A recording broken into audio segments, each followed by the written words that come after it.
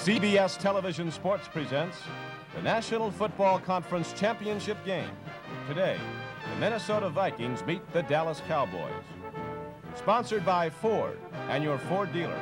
The closer you look, the better we look. And by Goodyear, makers of the custom Steel Guard radial tire.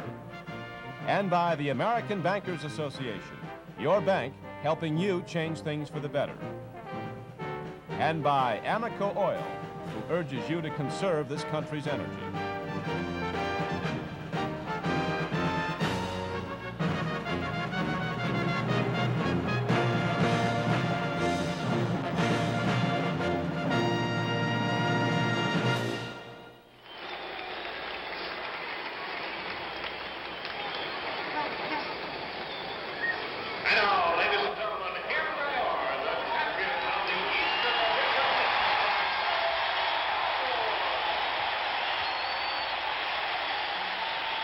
The Minnesota Vikings have already been introduced, and the Dallas Cowboys are about to come on the field. You knew the story, and we welcome you to Irving, Texas, and Texas Stadium, the NFC Championship game. I'm Jack Buck, and to my right is Pat Summerall. Pat has some comments about these Cowboys, the champions of the NFC East. 8 consecutive years the Cowboys have been in the playoffs, and nobody else has ever done that before. The Cowboys coached by Tom Landry with a record of 10-4 in the regular season. This was last week against Los Angeles, and at this point the Rams were closing. Roger Staubach throwing down the middle as the Cowboy lead at this time was 1 point, 17-16. This is the spectacular rookie number 88, Drew Pearson. And this was the game breaker as Staubach put it out of reach from Los Angeles with this completion.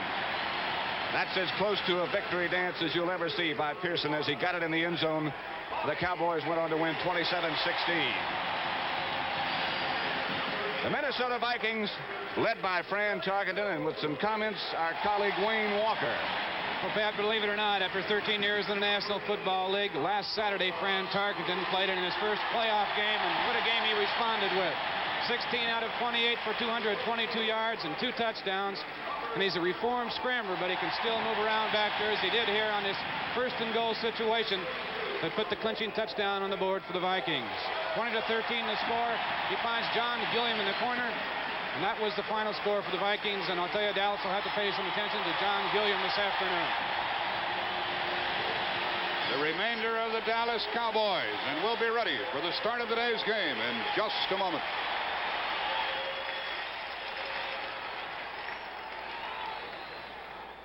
In the vast world of ever-ready power sources, one stands out as the best and the longest lasting.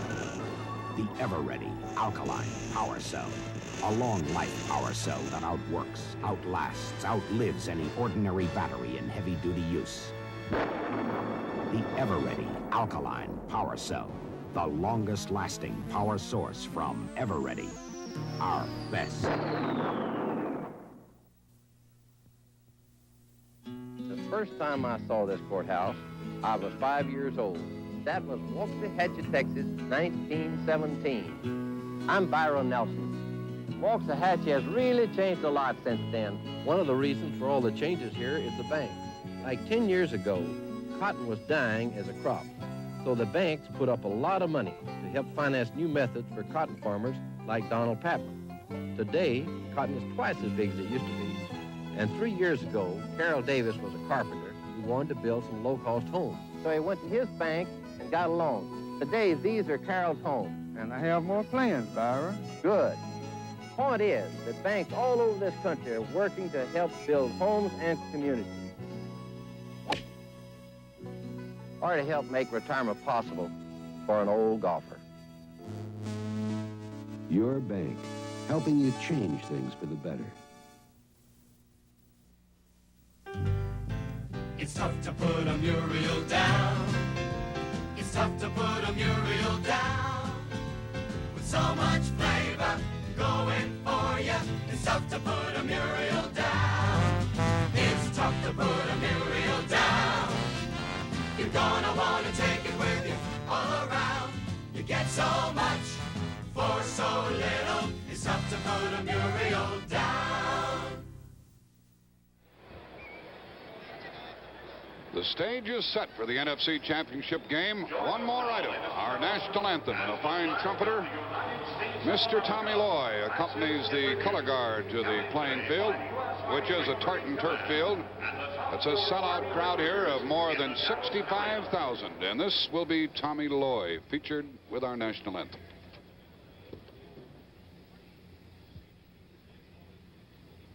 As we prepare for a new year, let us remember that we honor the Stars and Stripes as the emblem of our country. The flag is our symbol of national unity, national endeavor, and our national aspiration. Long may it wave. Ladies and gentlemen, we invite you to join with us in the singing as we present Mr. Tommy Loy and our national anthem.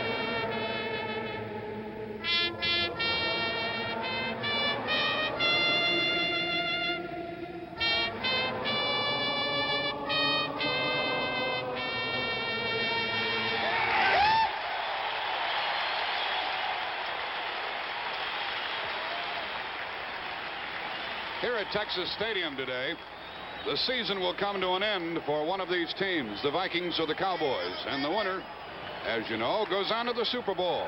That date is the 13th of January. That telecast will be on CBS.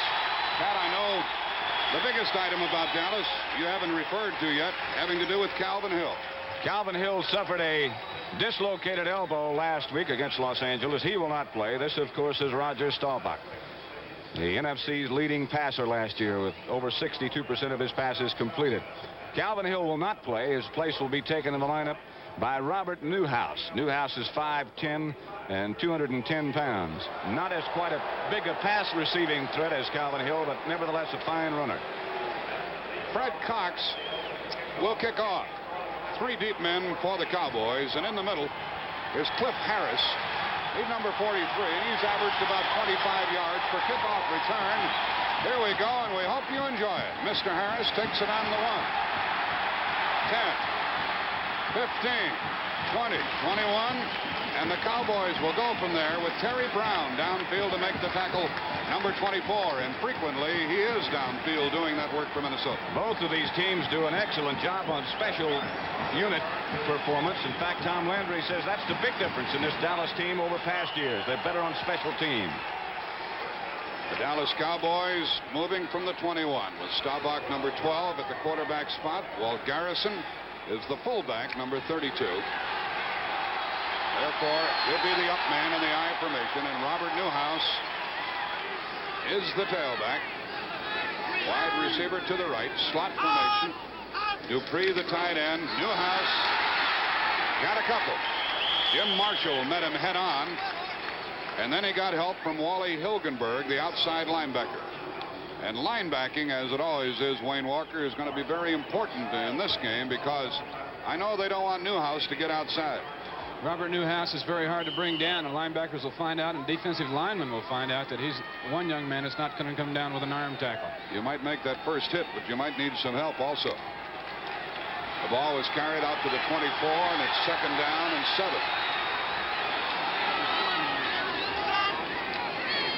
They shift into the I.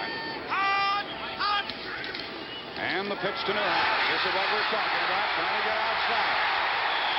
He's short of a first down. It'll be a third down play. And Jeff Seaman, the very mobile middle linebacker, number 50, got over there and made the hit.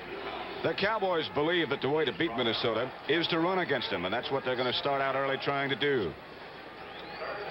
A Newhouse with good pursuit. You saw number 50, Jeff Seaman, the middle linebacker, finally take him down. Third down and 4.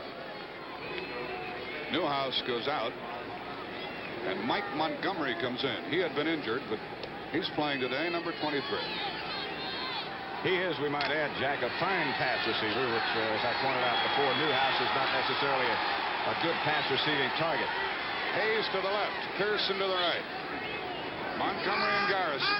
Staubach's first pass, third and 4. He's going to run for a first down.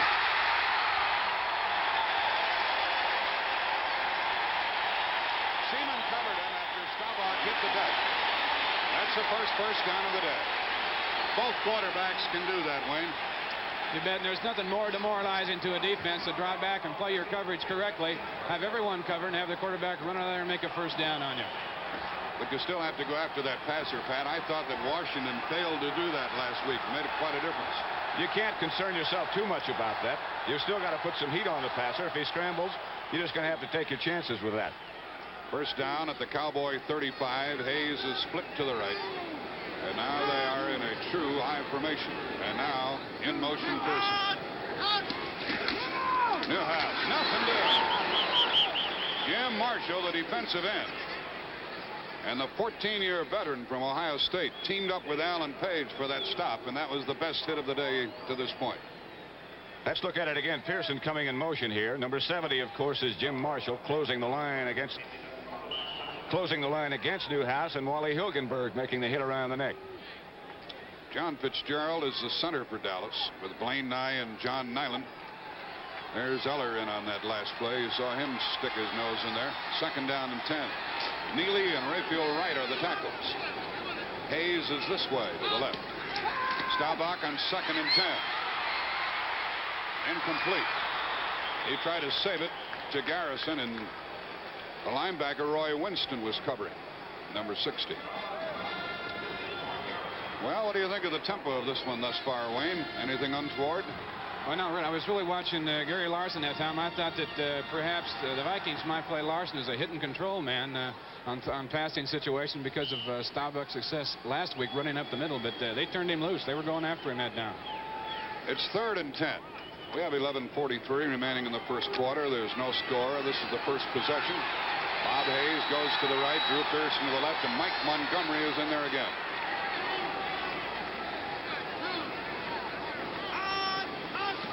Third and 10. Sideline overthrown, incomplete, and Dallas will have to punt. Pat, already we've seen one thing. With Newhouse playing in a passing situation, Montgomery has to come in, whereas Hill, their leading pass receiver for the year, just stayed in there and did both. Of course, Calvin, as we pointed out, is an excellent target, 6'4" and about 230 pounds, but we will not see him this afternoon because of that dislocated elbow.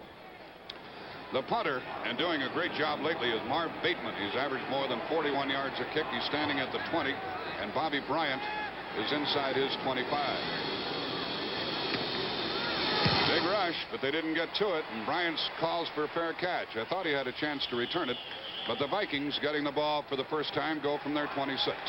This telecast is presented by authority of the National Football League. It is intended for the private use of our audience. Any rebroadcast or other use of this telecast without the express written consent of the National Football League is prohibited. So now we'll get a look at Fran Tarkenton. Well, he's not a loser anymore, Pat. He took his team to the championship, and he's got them of their division. Won one playoff game, and we're looking at a winner now. That something's been stuck in his throat for a long time. That rap. Reed and Foreman are the setbacks. Gilliam is to the right. Carroll Dale to the left. Oscar Reed carried to the 30. Picked up 4, second down and 6. And Bill Gregory, who's playing in place of Bob Lilly, was the tackler. It's a shame that Lilly is out, Wayne. That adds another dimension to this game. I'll tell you what, in a way, you hate to see anybody injured, but it's been a blessing for the Cowboys because they've really come up with some good young people to fill in for injuries this year, and it's really helped them down the stretch.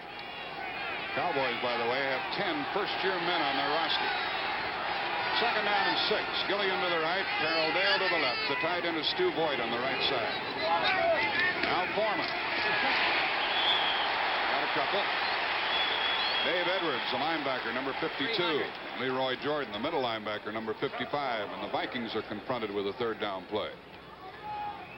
Neither team wide open at this point, Pat. They've both been very cautious, which you would expect in a game like this, sort of feeling each other out. The Vikings very much like Los Angeles on offense. They like to run the ball. Of course, they can't throw it as the Rams could with John Hadle. And with Tarkenton on third down, he's a threat to do the same thing at Staubach did a minute ago and scramble. Third down and about 3 yards to go. Foreman is in motion. Tarkenton throws, and that's a first down. Chuck Foreman caught the ball. There's a rookie who can do it all. From Miami, Florida. What a year he's had. 800 yards. Did well in the playoff game last week. Cornell Green was covering, made the hit, but Minnesota gets a first down.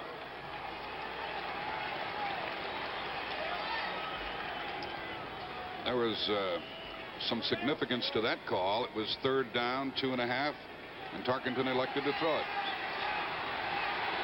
Gilliam left, Carroll Dale right. The ball at the Minnesota 39.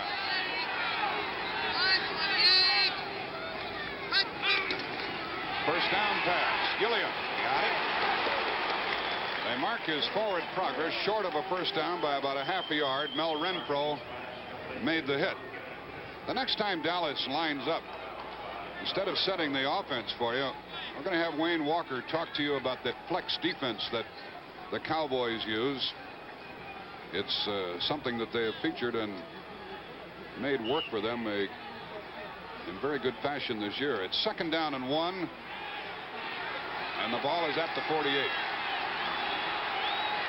Who's going to be off the line there, Wayne, on defense? It'll depend on the Viking formation, who they flex. The defensive end is back on a weak side. The tackle's back on the strong side. Jethro Pugh was playing about a yard off the line. Here's a big call, and the long one to the sideline, overthrown to Carroll Dale. Tarkenton threw it away when he saw Cornell Green step for step with Carroll Dale as Gilliam tried to clear him out deep. I would imagine that Dallas will play Minnesota and John Gilliam just about the same way they played John Hadle and Harold Jackson last week, and that is have double coverage on Gilliam wherever he goes. You look at the man who made those decisions, Tom Landry. It'll be Charlie Waters and Cliff Harris on one side. On the other side, if it happens to be Gilliam out by himself, then Mel Renfro will get the help from Cliff Harris. They take out a wide receiver, Minnesota does, and they put Goodrum in there to help with the blocking on 3rd and 1. Oscar Reed's got the first down across midfield, and Minnesota keeps the football with 9:10 remaining in the first quarter. Leroy Jordan and Bill Gregory met that play. And watch the offensive charge by that Minnesota line, which is an excellent one. That's what got their first down for them here. That and the fine running of Oscar Reed.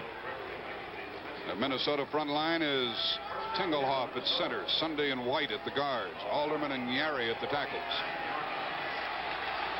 The ball at the Dallas 49, Carroll Dale to the right, Voigt splits left, Gilliam splits left.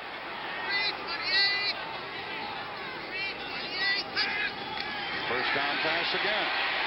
The bomb for Gilliam. Renfro covered it. I think he got a hand on it, but he was right at the sideline. And Tarkenton, I guess Gilliam just couldn't get down there quickly enough. He might have been bumped, Pat, because the timing wasn't there on that play. I'd imagine that somebody, if they got close enough to him, would try to knock him off stride. This is a note from the Cowboys. This is the first time in his pro career, regular season or postseason, that Bob Lilly has not started. But here's that last play with Gilliam being covered by Renfro. Nobody touched him. I think Francis wanted to go on the straight up there, and then Renfro was in such good shape that he threw it towards the sideline and just hoped that Gilliam could adjust to that ball. We said a while ago that both teams were rather conservative, but not now. Tarkenton throwing the ball on first down. That's a good down to throw against any defense. Jim Lash is in as a wide receiver. It's second down and 10. And he might as well keep throwing it, right? Jim Lash to the sideline. Yes, it's a first down. It's a first down for Minnesota. The hit was made by Renfro, and he carried Lash out of bounds. First-year man from Northwestern. Well, now he doesn't get his feet down in bounds, as you'll see in just a second, but he's knocked out by Renfro. And as long as the defender takes him out like this, It's ruled to be a legal catch. He did not get his feet down. He got the one tootsie down, but not the other. And it's a first down at the Dallas 38. Minnesota with a good drive here. Gilliam to the right. Or Lash to the right and Gilliam to the left. Foreman. Boy, what a block he got from Oscar Reed. And he got 9 yards on that play. It's a play that, when it started, didn't look like it was going to get much. But watch the block by number 32 first on Cornell Green. And Foreman knew how to take advantage of it. Second down and 1. Cornell Green came up to force the play from his safety spot, and Reed picked him off, and it's second down and 1. So you would guess at this point Minnesota is going to be the first to get down the scoreboard one way or another. 7:50 remaining in the first quarter. Gilliam flanks further right. First down with Oscar Reed. Bill Gregory wrapped him up. He's the one who's playing in place of Bob Lilly, and they're very pleased with the work of Gregory. Well, he's played the last 5 games and played very well. One thing I've noticed, Wayne, that the Vikings already are doing is they are staying away from that double coverage with Waters and Harris. They're going to the single coverage, even if they are throwing at an all-pro cornerback in Mel Renfro. Well, that's the way the Cowboys think. They have so much respect for Mel Renfro's ability. They figure that they can put him out there one-on-one against anybody and give help to the other side. What a good drive by Minnesota. The ball is at the 26. First down. Oscar Reed. Good move. He's down to the 21. He picked up 5 yards. Pat Toomey, 67. Bill Gregory, 77, the tacklers. Let's check out the blocking on that last play, led by Ron Yeri. Good block by Chuck Foreman on Larry Cole is the key to this.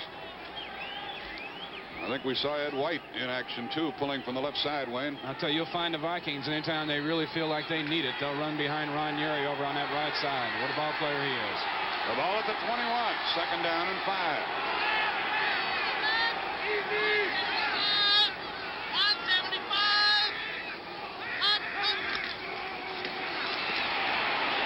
Foreman worked for the yardage. It'll be third down coming up. And I guess these Vikings slept pretty well last night, Pat. They're not upset at all by this championship situation. They sure look like it now, don't they? It's a fine drive, as you've been saying before. Cole and Jordan were the last tacklers. And it's third down and 1. And that's the one thing that Tarkenton has been able to do, Wayne. Get him in that third and short situation. Well, once again, the wide receivers come out, and big tight end, the lineman goes in at the weak side tight end. So more than likely third and 1. We're going to see a run in this situation. 2 rookies are in there. Goodrum and Kingsrider are helping with the blocking. Third and 1. Foreman following Reed. Very close. Very close. The referee here today is Norm Schachter. Lou Palazzi, the umpire. Tony Batteri, the head linesman. Art Holst, the line judge. The back judge is Tom Keller. Field judge Tony Scober. John McDonough and Cal Lepore are the alternates. Well, is Minnesota going to have to settle for a field goal, or will a first down allow them to continue what might be a touchdown drive? Inches. Okay, Bud Grant. What are you going to do? I think they've got to go for the first down. I think they've got to go for the field goal. You're right. I'm wrong. They're going to go for the first down. I'd go for the 3 myself. I'm going to say they're going to run it to the right side behind Ron Yeri, as we talked about earlier, too. Dallas shores up their defense, and they put Rodrigo Barnes in there. He plays on their goal line defense. The ball is on the 16. Fair play.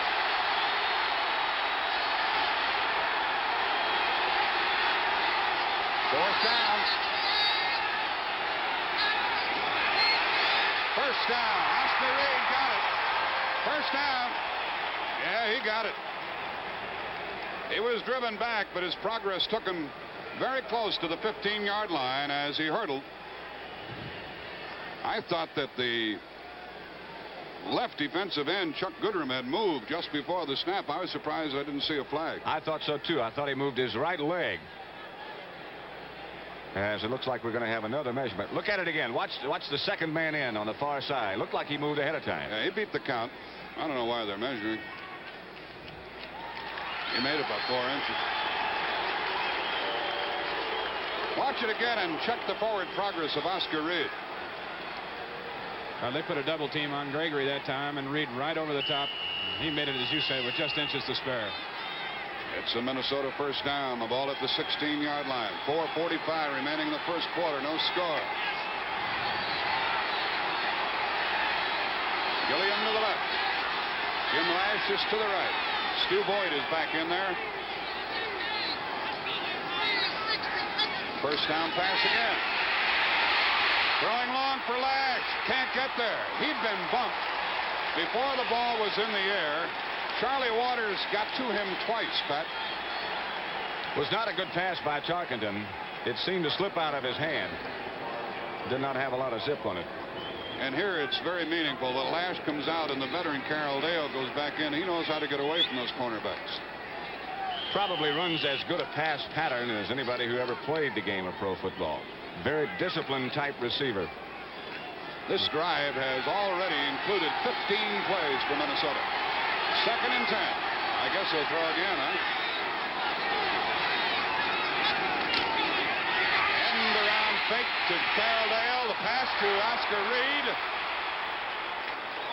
And he gained about 9 yards on that play.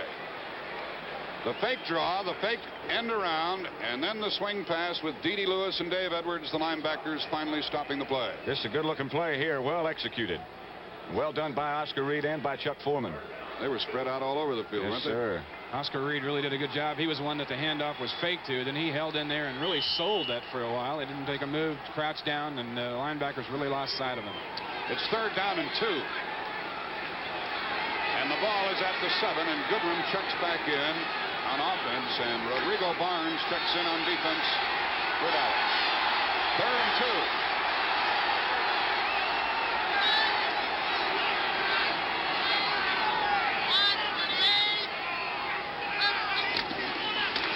Reed's got the first down, a touchdown, but there's a flag holding against Minnesota.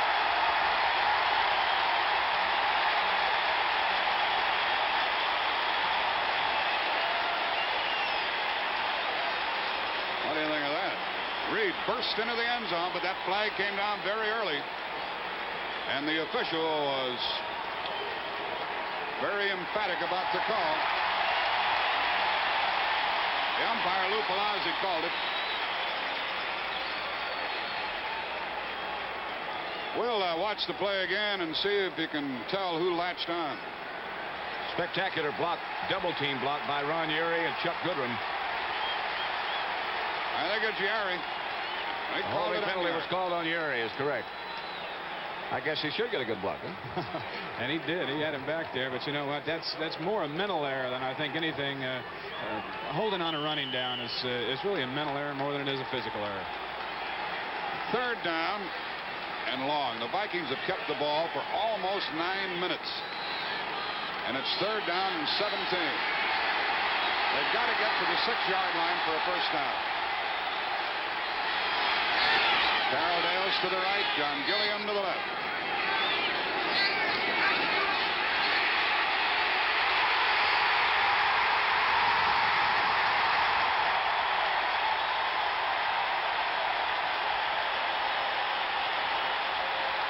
Harvey Martin, Pat Toomey have put Fred Cox under the gun. Harvey Martin replacing Larry Cole, as he often does in passing situations. He's number 79.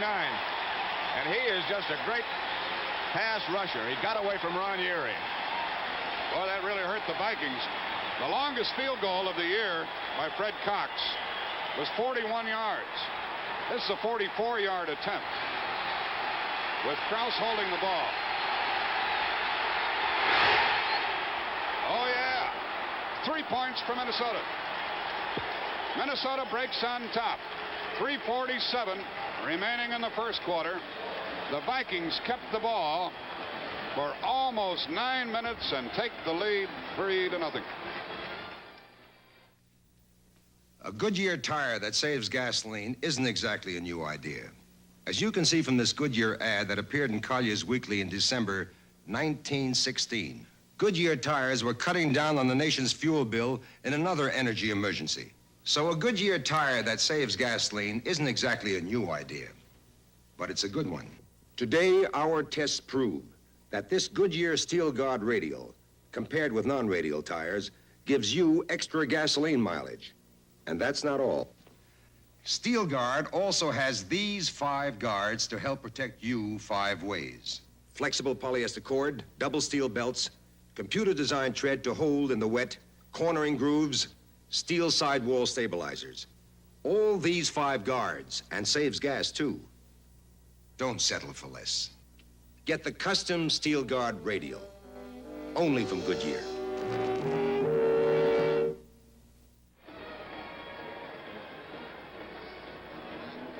Minnesota kept the ball for 9 minutes and 1 second. Now Fred Cox will kick off. And Charlie Waters, number 41, talks it over with Cliff Harris, number 43, who'll be the middleman.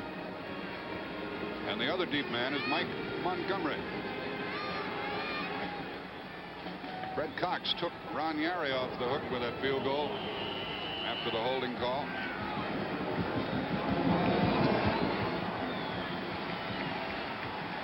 Waters from the 1, 10, 20. Oh, good coverage.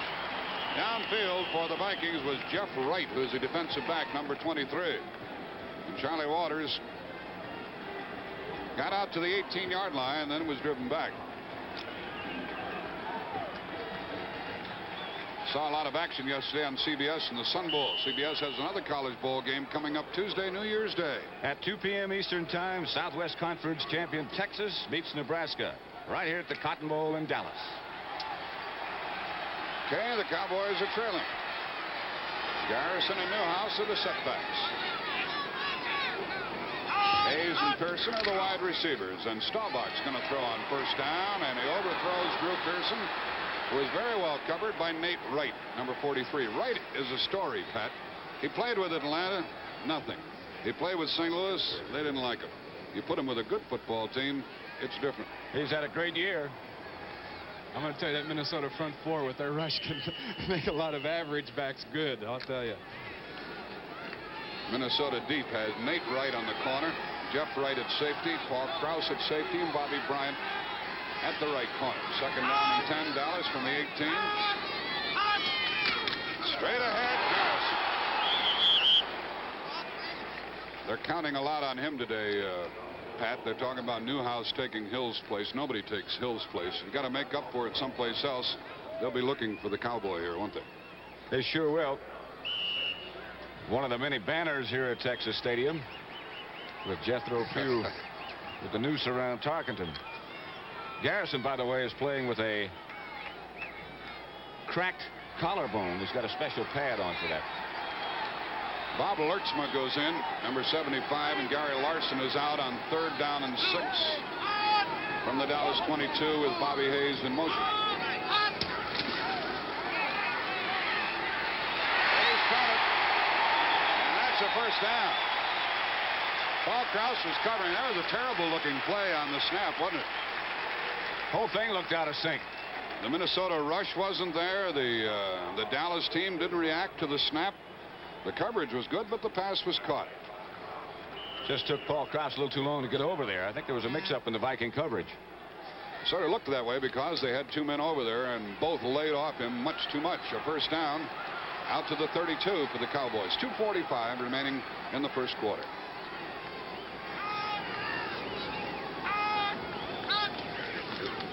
Newhouse.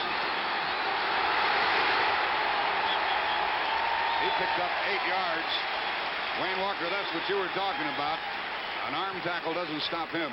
And it was Jeff Seaman that met him in the hole, but watch this now. This is a guy they say he runs like a shot put. And that was it, the arm tackle right there as he eluded Seaman. He launched himself through there like a shot put, didn't he? Jim Marshall caught him from behind right at the 40-yard line. And Dallas is moving now. Second down and 2. Drew Pearson to the left, Bob Hayes to the right. Garrison is short of a first down. It'll be 3rd down and 1 coming up. Bob Lertzman made the tackle, number 75. Minnesota, Wayne, is very, very healthy for this game in contrast to the Dallas team. I think that goes hand in hand with them clinching their division crown so early. They had an opportunity to take some people out and get them healthy again. Coming into today's ball game, the only guy that had a problem was left linebacker Roy Winston, but he worked out the last 2 days, and he's almost 100%.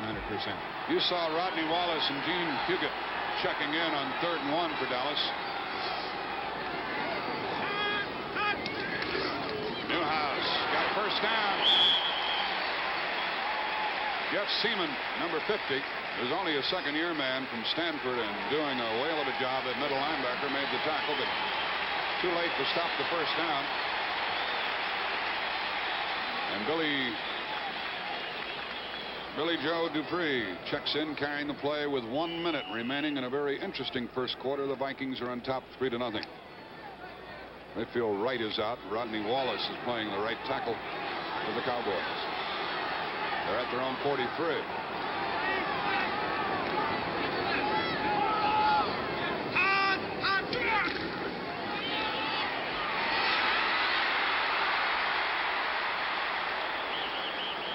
That's hard work for 2.5 yards.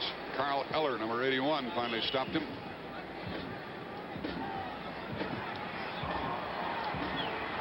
We have 31 seconds remaining in the quarter. The clock running. We may or may not get another play underway.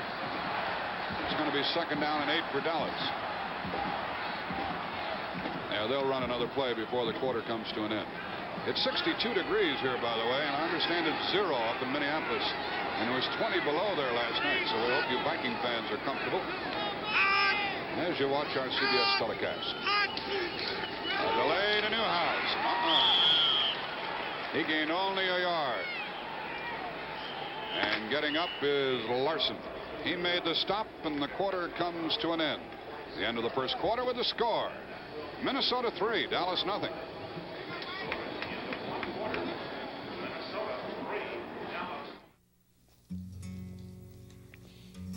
There's a new pioneer spirit in America today, the spirit of conservation. It's people realizing there's just not as much energy as we're used to having. And we can help keep factories working and paychecks coming in and America going strong if we just drive a little slower and heat our homes and businesses a little less. If everybody dials down 6 degrees at home and slows down on the highways, it'll conserve enough fuel to provide energy for more than 1 million American jobs. And that's vital to all of us. Amoco Oil is doing all they can to get more energy to us, but until the shortage eases, it's up to all of us to make what there is go further. There's a shortage of energy, but not of the American spirit. Keep your spirit up, the spirit of conservation for the sake of America. Each year, Tommy Novus of the Atlanta Falcons spends part of his offseason rounding up dollars so that underprivileged kids can go to camp. His telethon alone sent 200 youngsters who wouldn't otherwise have made it to Camp Rabun in the Georgia Hills. It's so much fun, Tommy goes himself. Volunteering can be fun as well as helpful. If you want to help, call your local Voluntary Action Center or write Volunteer, Washington, D.C., 20013. What we need, money can't buy. We need you. The preceding announcement was brought to you as a public service by the National Football League. And Pat Summerall, I know the Vikings have one TV rooter extra special going for him today. That would be Carl Koselke, who was injured in that tragic preseason accident. And we certainly wish him well and hope he's feeling well. Dallas is faced with 3rd and 7 from their own 46. Mike Montgomery is in there, in the backfield and in motion. Staubach needs 7. And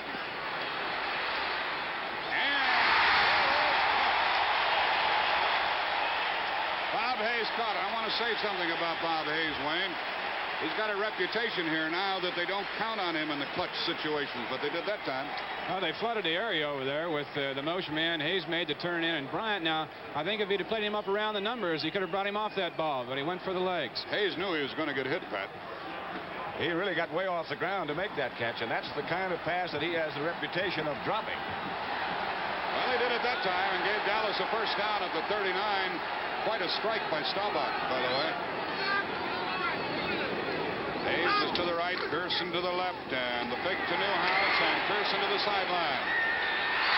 No good. Out of bounds. Well, as he comes back to the huddle, that gives us a chance to talk about Drew Pearson. He's a story in himself. Well, he had 2 touchdown catches last week against Los Angeles, and after the ranks of the wide receivers were depleted for Dallas, he came out of nowhere. He was invited to a tryout camp last spring and then invited back to the regular camp. The Cowboys went out to Thousand Oaks to start their workouts this year, and he has been spectacular. His father-in-law, by the way, is Marcus Haynes. The great dribbler with the Globetrotters. Second down and 10, and neither team is bashful about throwing the ball on first down. Pearson's to the right and Hayes to the left. And Newhouse gets nothing, and a flag goes down. A flag goes down. Holding Dallas. 14:08 remaining in the half, so Dallas catches the flag here. And Minnesota is going to take the penalty, obviously. Get away from field goal range because Tony Fritsch ordinarily has a longer range than Fred Cox. So the Cowboys have a little edge in that department here today. Noticed in Bud Grant's comments before the game that the holding penalty, by the way, was called on John Nyland. But back to Bud Grant's comments, this is one of the things he said would determine who won this game. Officials' calls, holding against Dallas.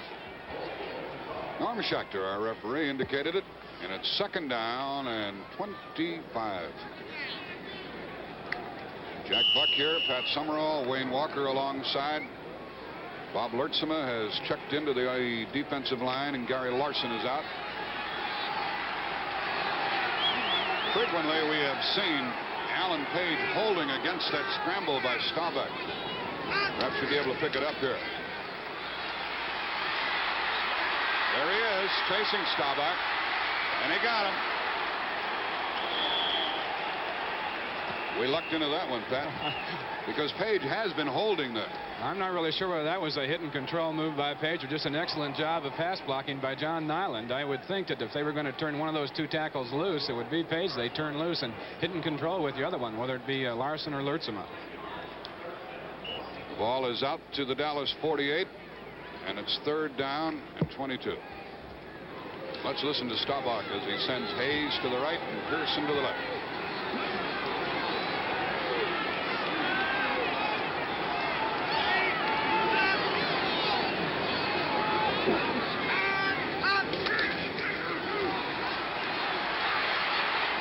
Pearson, Bryant, incomplete. What a battle that was. 2 fine football players. The rookie Pearson, the 6-year veteran Bobby Bryant, both in great position. And let's look at that coverage again. It's a fine pass by Staubach, too. But Bryant didn't take any of those moves. Pearson tried to get him to head to the inside and then break it back out, but he couldn't. Pass is right on the money, though. It's the hardest thing for a defensive back to do right there. What Bryant did, turn around and look for the ball in the air, because you feel like when you turn around, Pat, you lose a step or two, but boy, you've got to do it. And Bryant did it well that time. That was a classic picture. Bateman stands inside his 35, and Bryant, who's averaged 5.5 yards per return, stands at his 10. West almost got to the ball, and Bryant calls for a fair catch. So the Vikings with the lead, 3-0, get the ball. We have 13-19 remaining in the half, and one thing is for certain. Dallas, without Calvin Hill, has not established their running game at all in this contest. To the equitable agent, no 2 people are alike. Is there anyone else in the whole human race with your kind of style and your kind of grace? No 2 people are alike. That's why your equitable agent thinks of you as an individual. His training and thinking are shaped around you and your life insurance needs. To the equitable agent, there's nobody else exactly like you. Nobody else like you. These cherries are brought to you by Burlington Northern. We bring carloads of cherries 2,027 miles by rail at a cost to you of about 3 cents a pound. Burlington Northern's been doing a lot to save you a little money, like moving trains more economically by pulling bigger carloads with more powerful diesels. So when Burlington Northern brings cherries to Chicago, we don't take much of a bite. After Minnesota kept the ball for 9 minutes and got 3 points, Dallas kept the ball for 6 minutes and came away empty. A holding call cost Minnesota a touchdown earlier, and a holding call probably took 3 points away from Dallas. The ball's at the 14. Foreman and Reed are in the eye. Carroll, Dale, and Gilliam are the wide receivers.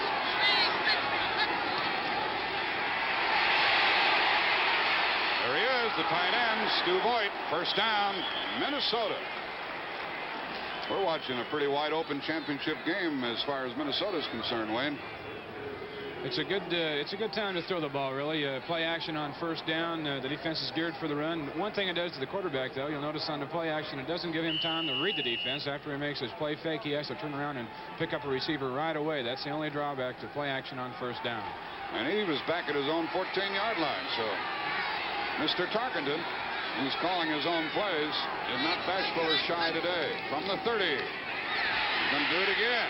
Yep. Oh, Foreman missed it right through his hands. Foreman tried to turn and go before he put it away. Leroy Jordan was blitzing on the play, and that's why that middle was so wide open, Pat. And I mean, Ed White put some block on Leroy Jordan. Just decked him as he started his blitz up the middle. Foreman's kicking himself a little bit. He's the rookie from Miami, Florida. Made a big difference with this Viking football team. Second down and 10 from the Minnesota 30.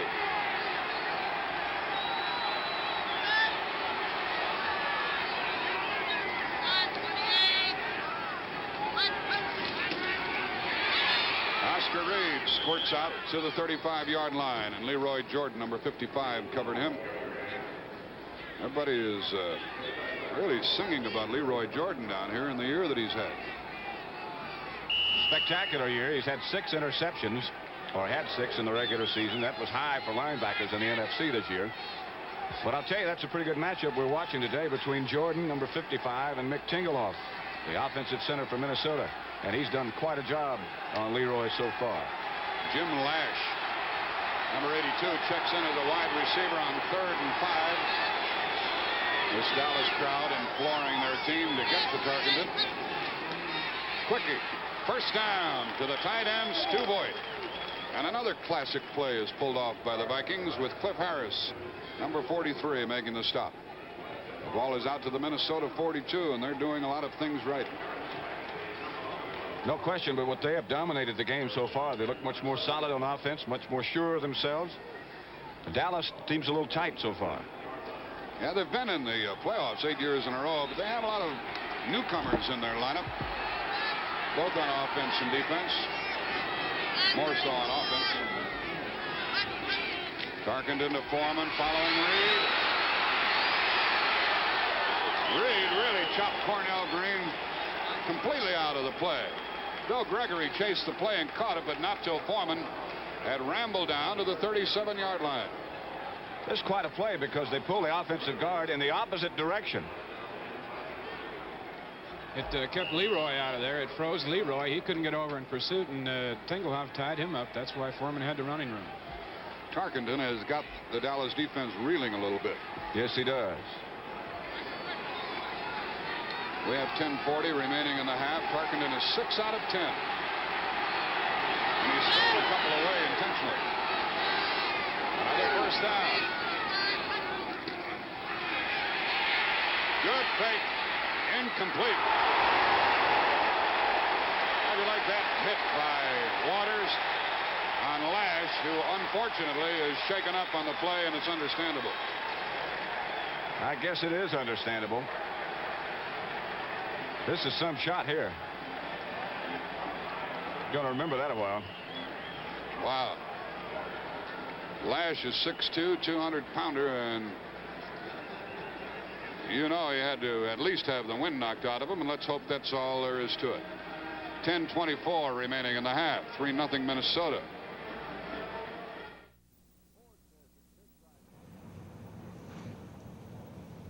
Ford says its mid-size Ford Torino is a great value for today's driving. Hello, I'm Hugh Downs. You can find out for yourself by comparing Torino to other mid-size cars. Front seat passengers should be able to cross their legs. Check the quality. The carpeting should be thick. Feel the seats. They should be firm from center to edge. Test the back for leg room, knee room, hip room.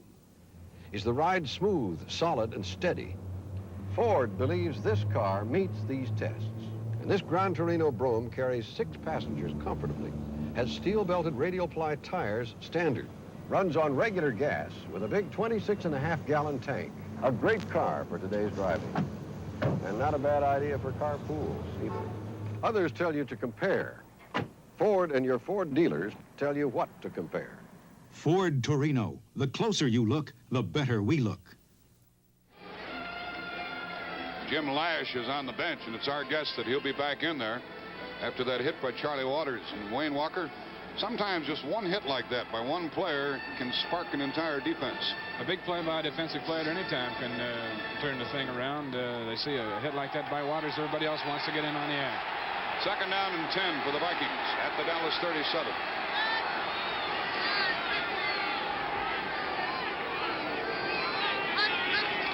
Foreman up the middle. I want to tell you, I've seen some blocking by Oscar Reed that has been unmatched in this game thus far. Good block by Ed White, who comes and pulls behind the center and leads this play up the hole right over the middle. As you're looking at Foreman, watch Oscar Reed's block on Jethro Pugh. A good block by White also.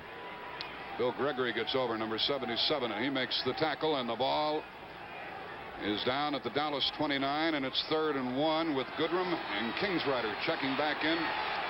Up front for the Vikings. Look at Dallas dig in. He wouldn't throw the ball here, would he?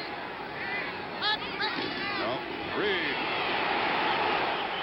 He carried everybody forward. And Mr. Walker is about to sing the praises of Ron Yary once again. I'll tell you what, you just got to get on his back and hang on over there in those short yardage situations. He can blow you out. Charlie Waters finally put the stop on the play, and a measurement here stops the clock with 9:38 remaining in the half. That was a 3rd down play. Remember earlier, Minnesota had 4th down, and they gambled, and they're confronted with another situation. And they're going to go again. I don't think they've made up their mind quite yet. He wants them to go for it. Bud Grant just signaled. Okay, it's 4th down and about a foot. Rodrigo Barnes checks in to bolster the Dallas defense, and Bill Brown goes into the game for the first time, probably carrying a play. He probably will wind up carrying the ball. Crew cut and all, huh? And one of the few remaining. Okay, we'll keep quiet here.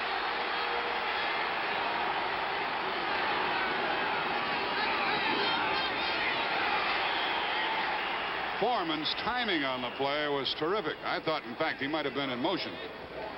He got a good rolling start that time, reminiscent of Leroy Kelly and Essex Johnson. He really got to the line. That's the way you go through stop signs when you're driving. He got the 1st down. So twice Minnesota has gambled, and it's paid off. Jethro Pugh and Pat Toomey made the stop, and Foreman got the 1st down. And Pat Summerall was wrong. Bill Brown didn't carry the ball. But he did have a crew cut. He did a heck of a job of decoying. The ball's at the 26. 9 minutes left in the half. Gilliams to the left. Tarkenton throwing and incomplete. Oscar Reed was the intended receiver. Carroll Dale had carried a lot of traffic into the same area. I think the pass may have been intended for Carroll Dale, and Reed got a little deeper than maybe that pattern was drawn up, because Dale ran a post pattern, and the flare control shouldn't have been that deep. It's a very difficult pass to throw, as Tarkenton was rolling left and throwing back to the middle, across his body like that. I was surprised that one wasn't picked off with all those Dallas people coming into the area. 8:50 remaining in the half. 2nd down and 10 from the Dallas 26-yard line. Vikings leading 3-0. Trying to get into the Super Bowl. Dale is to the right, Gilliam to the left.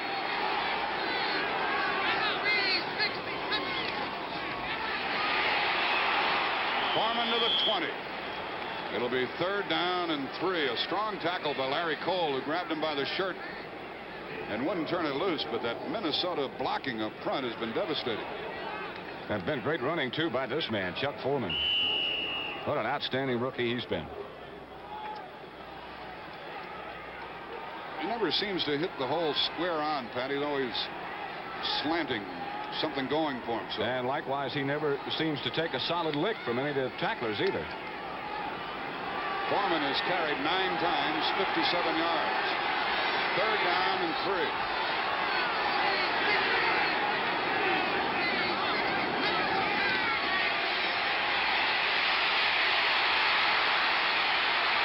First and goal from Minnesota. The middle was open again. Jethro Pugh made the tackle. And I think Tarkenton wanted to hit his tight end, Voigt, who'd been very well picked up. He put a great move on middle linebacker Leroy Jordan, who was all set to make a tackle in the open field. And Francis left him with nothing but air. It's the guy that invented it right there, number 10. And he never gets hurt, Wayne. Well, he runs very intelligent, and I saw Roger Staubach do the first thing when he came out this afternoon, and anticipating the contact and getting down. First and goal.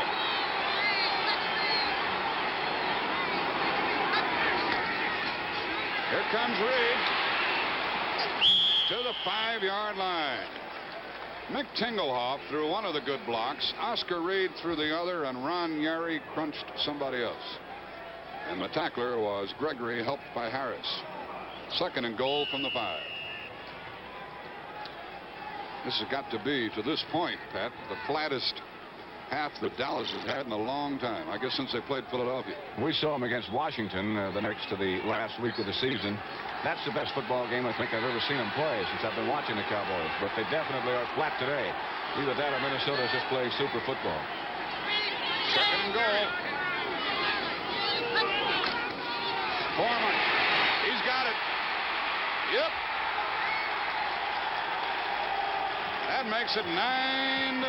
Who shook him loose, Wayne? I'll tell you what, a super block over there by number 83, Stu Voigt on the outside linebacker. Watch the top of your picture.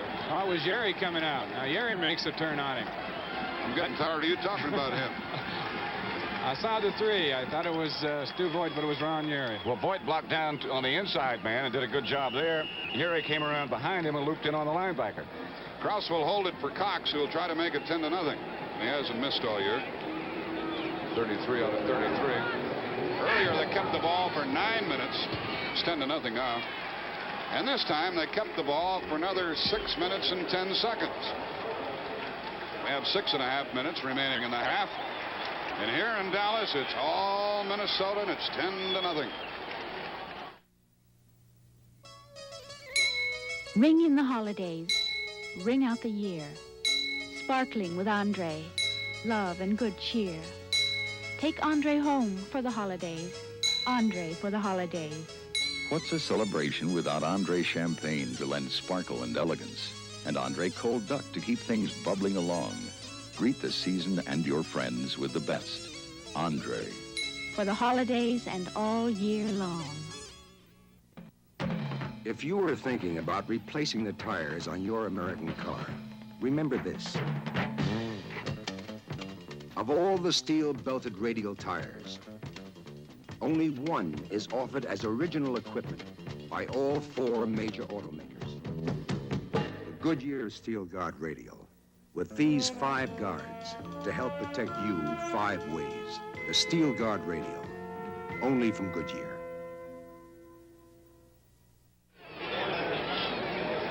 We mentioned earlier that Fran Tarkenton is now a winner, no longer a loser. And what a display he is presenting today. He's got the Dallas defense back on their heels. Cox will kick it off.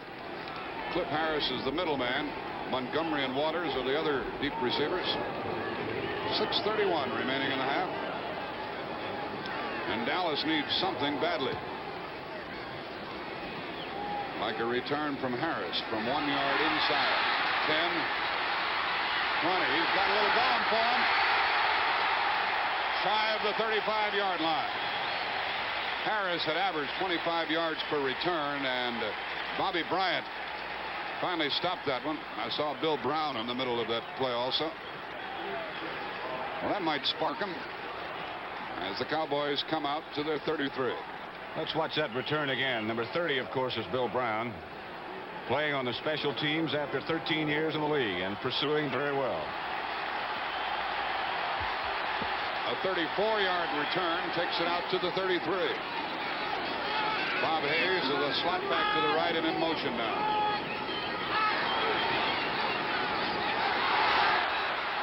Garrison gives the Cowboys a few. Earlier, Minnesota had a 17-play drive and got 3 points. And the last time, a 14-play drive for 7 points. Paul Krause was a tackler on Walt Garrison. We mentioned Calvin Hill being out. And Otto Stowe has not been activated for this one. He had a broken ankle earlier. He could play in the Super Bowl if Dallas gets there. 2nd and 6. Pearson in motion. Newhouse. Stopped cold by Carl Eller, number 81. And it'll be 3rd down and 4 for Dallas. That's a matchup that we intended to watch throughout the day between 2 All-Pros, Rayfield Wright and Carl Eller. So far, you'd have to say the edge goes to Minnesota and to Eller. It's obvious here, Wayne, that Staubach's trying to get that running game established, because unless he does that, he's sunk this afternoon. Well, he's got a long way to go yet in the ballgame. 5 minutes remaining in the first half, and he does have to get it going. Montgomery checks into the backfield. He's a pretty good pass receiver. And he's in the pattern. Mr. Larson, the 10-year man from Concordia, number 77, forces Dallas to punt. Good coverage downfield by Minnesota. Everybody. Had to be, because the protection really wasn't that bad. When Roger stepped up in the pocket, he had nowhere to go. And that gentleman right there made the tackle. Bateman into punt again. We want to say hello to a favorite of ours, Bill Kilmer. I understand he came through an operation in good shape over at Georgetown University Hospital. Tough horse. Yes, sir. The ball to the 34. Bobby Bryant waiting for Marv Bateman's kick. So Minnesota, with 4:44 remaining, is going to get the ball again. And leading 10-0, Bryant calls for fair catch. Why not?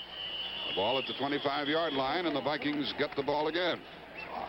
They're leading by the score of 10-0. A 44-yard field goal by Fred Cox and a 5-yard run by Foreman. 10-0 Minnesota.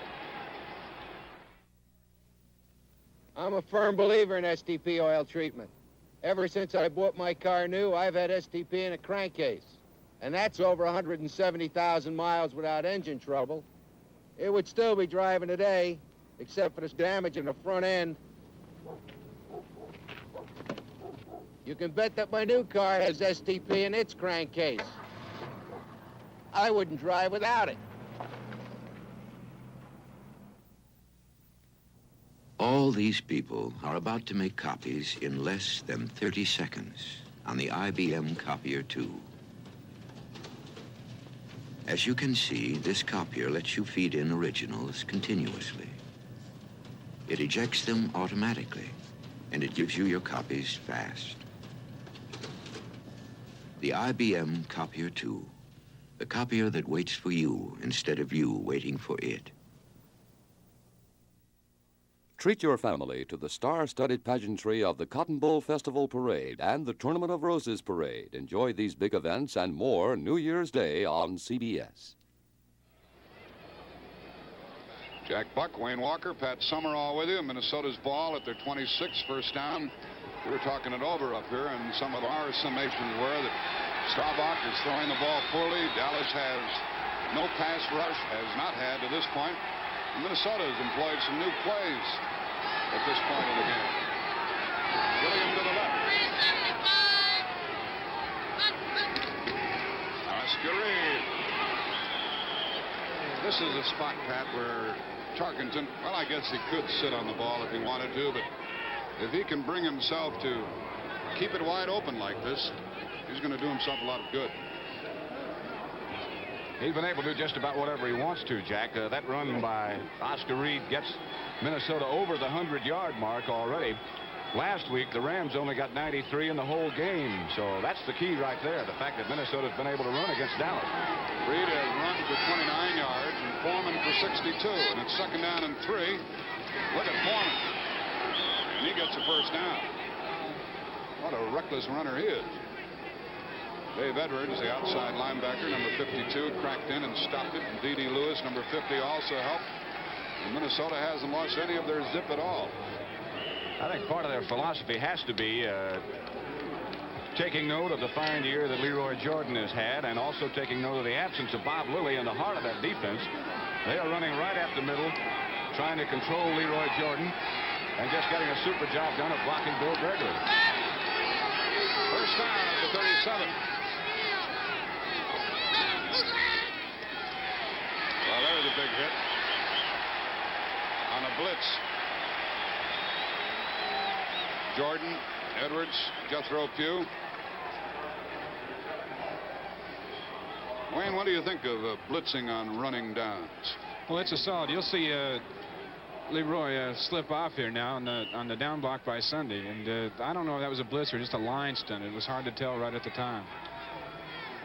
But blitzing against the run is very solid. The only trouble you have, if they do happen to pop it, they're in the secondary immediately with no linebackers. Second down and 10. We have 2:40 remaining in the half and the clock running.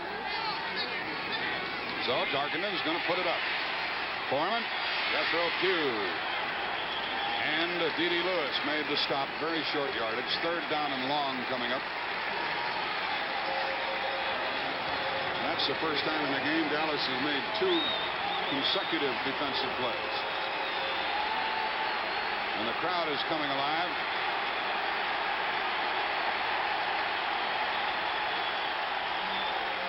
Harvey Martin checks in to the Dallas defense. A rookie from East Texas State. He's wearing number 79. He's good, Pat. Very good. We're down to the 2-minute mark now. Now Minnesota on a field goal by Cox of 44 yards and a 5-yard run by Foreman, having picked up 14 first downs in the game, leads 10-0. Have you seen it yet? New Ford Mustang 2. Come see how much car a great little car can be. Look what we've done to our Mustang. Look what we've done to that car. Well, we changed the size, we changed the style, and you're gonna like it fine. So, look what we've done to that car. New Ford Mustang 2. Built smaller than the original Mustang, with an easy-on-gas 4-cylinder engine. A sensational ride. It's richly appointed, with luxurious bucket seats, cut pile carpeting, wood-grained instrument panel, tachometer, all standard. It's the right car at the right time. When you take a ride, you're gonna know that Mustang's one of a kind. So, look what we've done. Mustang 2, $28.95 base sticker price, excluding dealer prep, destination charges, title, and taxes at your Ford dealer. Standing on the sideline and missing from that Dallas defense is this man right here, Bob Lilly. I think Tom Landry paid him the supreme compliment last year when he said, frankly, nobody is as good as Bob Lilly. I don't care who it is.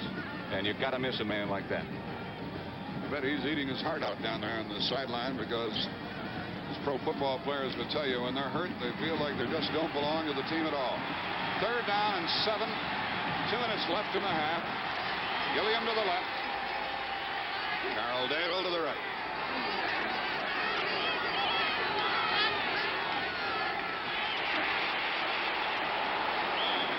How about that?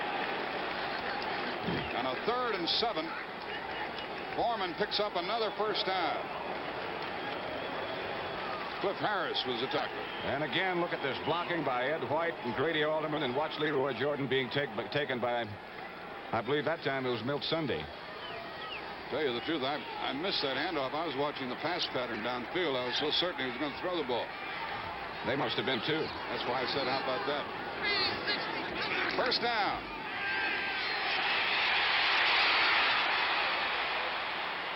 And broken up by Renfro.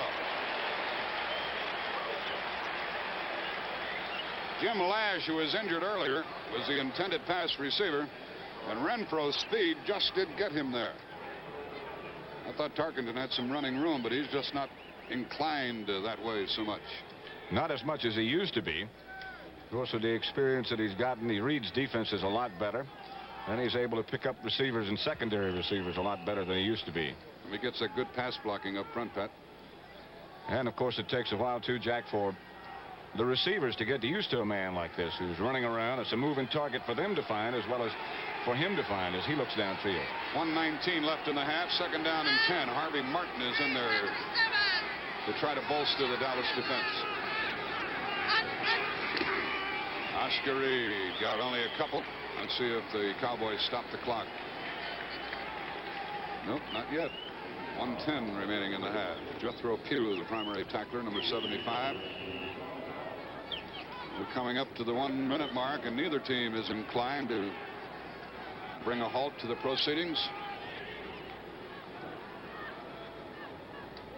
At halftime, Tom Landry, the coach of the Cowboys, is going to be your football instructor, and he's going to talk about the screen pass. There's Tom now. Screen pass, although it looks like a very simple play, is one of the most difficult ones to execute in football. Landry's an expert on it. You'll learn about it at halftime in the NFL playbook. And nothing doing on that one. The whistle had sounded. Tarkenton took all the time that he wanted, and a delay of game comes about with 34 seconds remaining in the half. I guess he did that by design, didn't he, Pat? I imagine he wanted to keep the clock running and take as much time as he could. He didn't want to stop because they're trying to run it out now. I was surprised, frankly, that the Cowboys didn't take a timeout. I think certainly they will now. They will after this play. It's 3rd down and 12 back at the 48-yard line.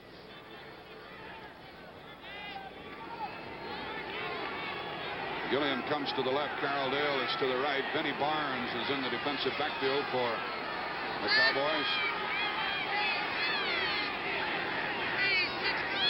3rd and 12. Sideline pass, Gilliam. No, out of bounds. He tried desperately to get those feet down. He wants to discuss it. He doesn't argue very vehemently about it. And now we have 29 seconds left in the half. Now we can look at that again. I think he did get one foot down in time, but not the other. Remember, in pro football, you got to get both feet down in bounds unless you're knocked out by a defender. There's one. I think the other was on the line. Eischeid is in to do the punting. Mike Eischeid. And this will be his first punt of the game.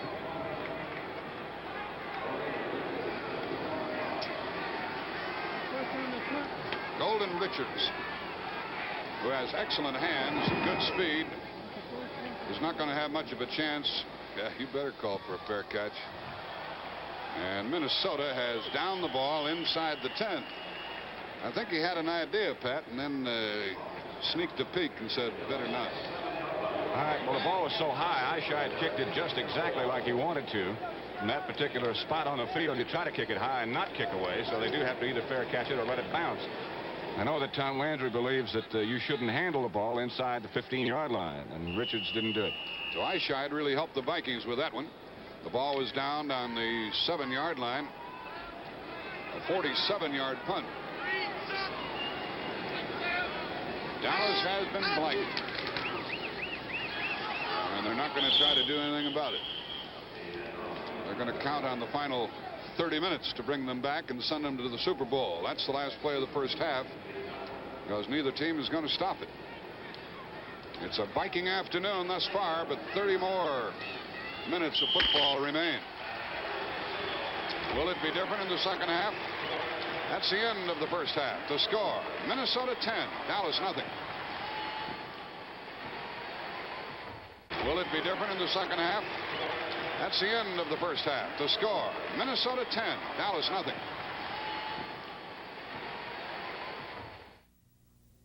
Not all radial tires are the same. Some have smooth riding polyester cord.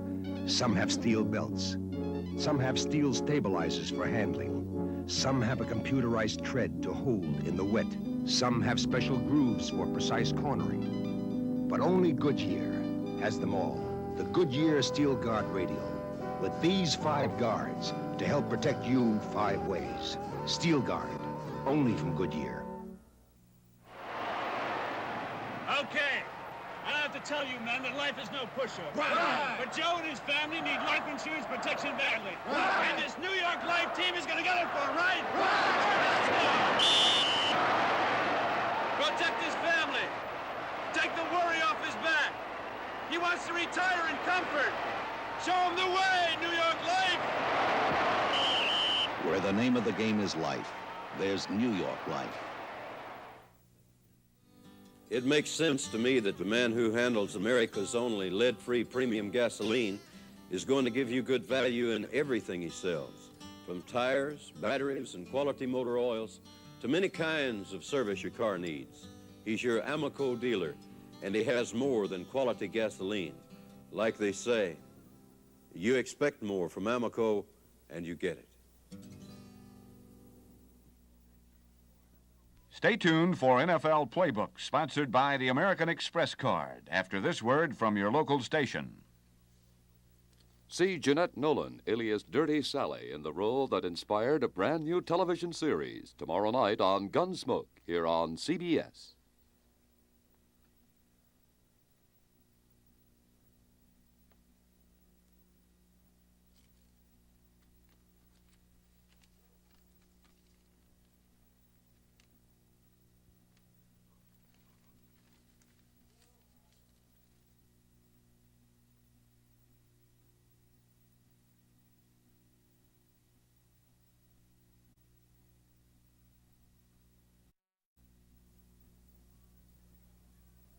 .351.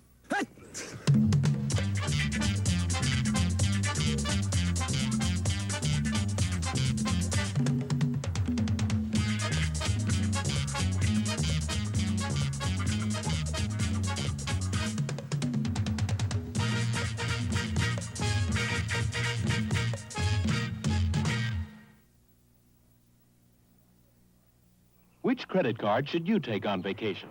Frankly, the American Express card is the only card that I would ever use. Whereas a lot of other cards are not readily acceptable, the American Express, I've never had it turned down. I've never had it questioned. I can't possibly imagine going on a vacation without an American Express credit card. American Express just opens the doors for me wherever I want to go. I never travel with cash. I always travel with an American Express card. It's a dynamite credit card. Call 800-AE8-5000 to apply for an American Express card.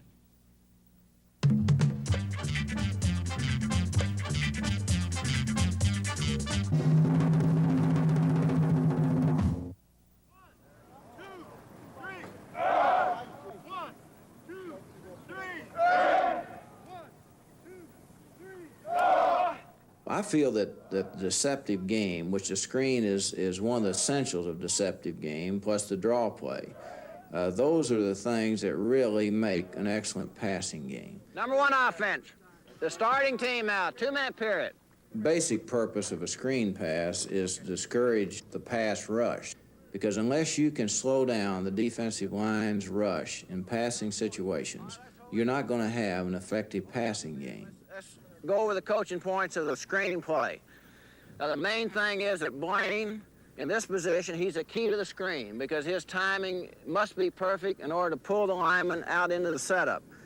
Now, Walt, in your position right here, the thing you're doing on the snap of the ball is I'm checking the blitz right here. If he's coming, I'm going to engage him, and then I'm going to slip out into the screen.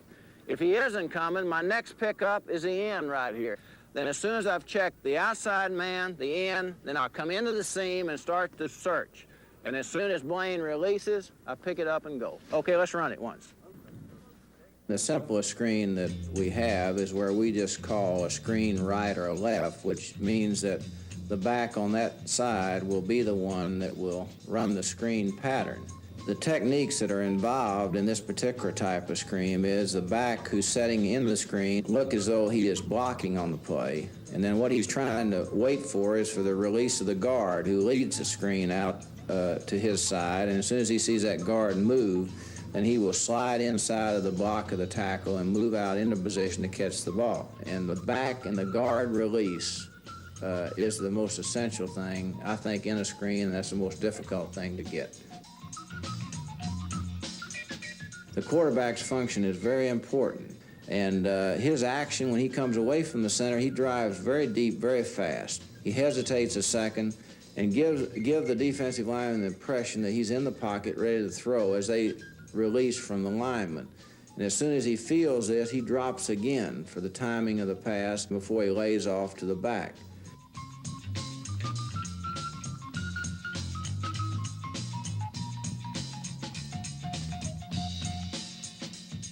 If you get those 4 linemen coming at you and the quarterback's able to draw them in on him, then you'll have an effective screen 9 times out of 10.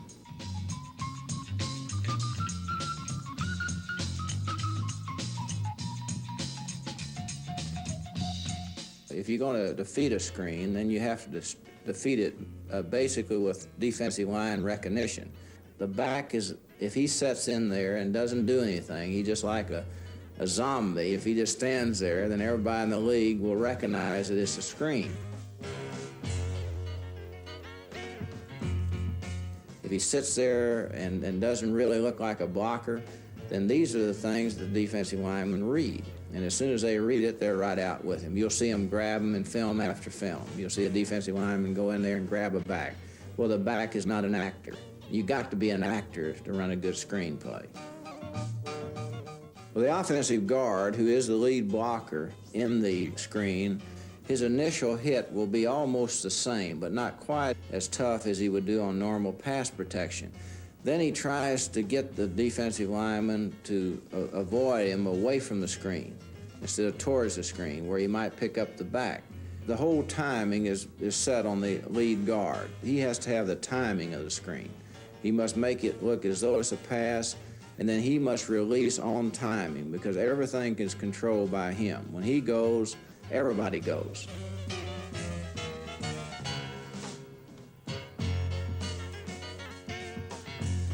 The basic left-right screen that we've been talking about is the one that started as far back as you can remember in football in the passing game.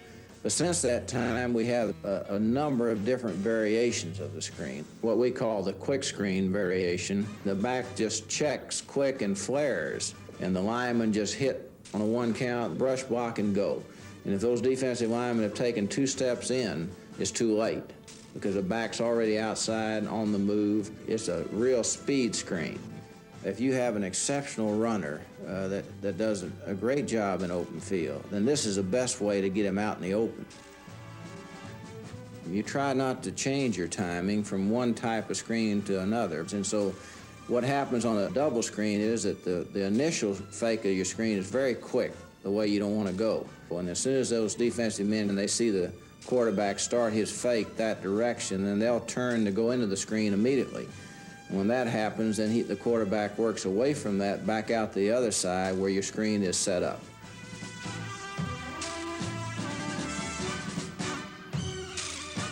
In our arsenal of screens that we have, we feel like today, to counter all the many different defensive variations that we get, that we must have a number of different types of screens, whether they're right and left, whether across the backfield, whether a tight end screen, or whether a quick screen to either back, or a quick screen out to the outside people. We have all those screens within our playbook. And in our game plan, we'll choose the one that's going to be most effective for the opponent that we're going up against that week.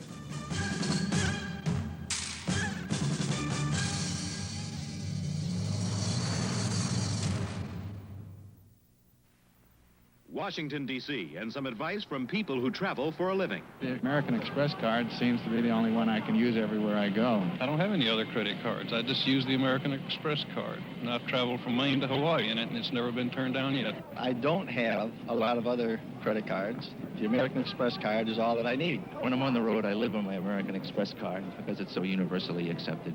Call 800-AE8-5000 to apply for an American Express card.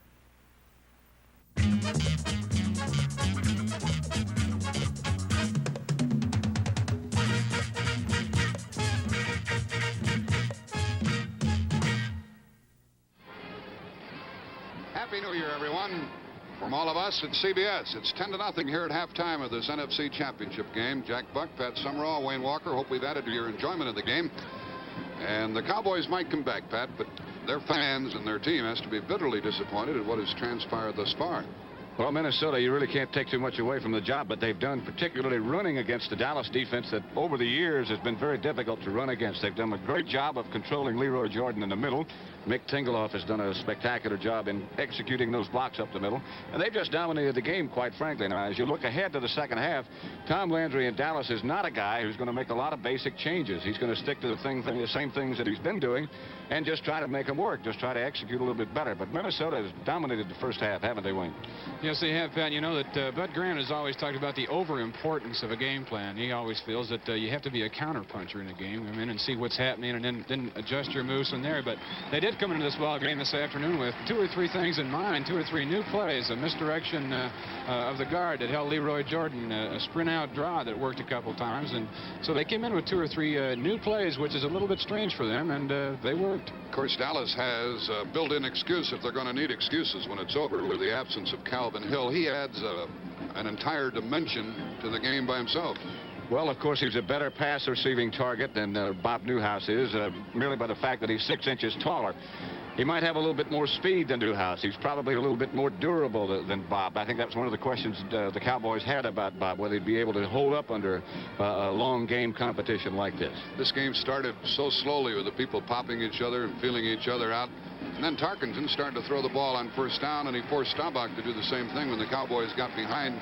His play calling, Wayne, has been exquisite here today. Well, Pat mentioned earlier, he's really had them off balance, back on their heels. I've never seen him look more poised and more confident than he does today. And I think, excuse me, Jack, on the other side of the fence, Staubach has not been very sharp at all. His passing has been off. The whole rhythm of the Dallas offense has been off considerably.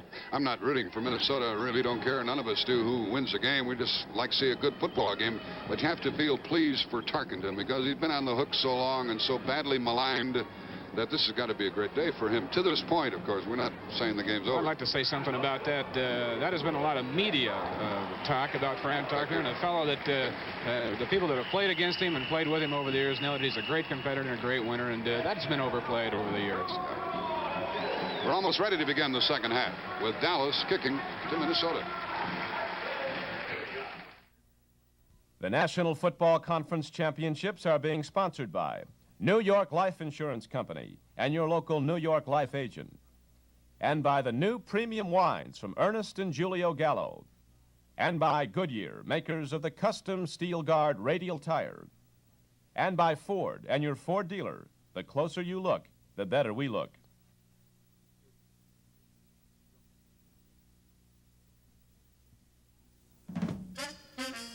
Fuel shortages hurt, travel's cut to the core. Now we sell by long distance, don't get around much anymore. Closed a deal in L.A., bid a job in Bangor.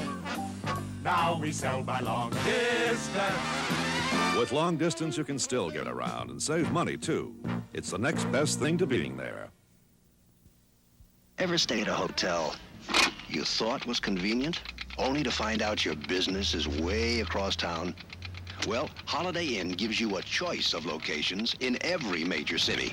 Just look at the time. There's another Holiday Inn. And as every businessman knows, that can really pay off.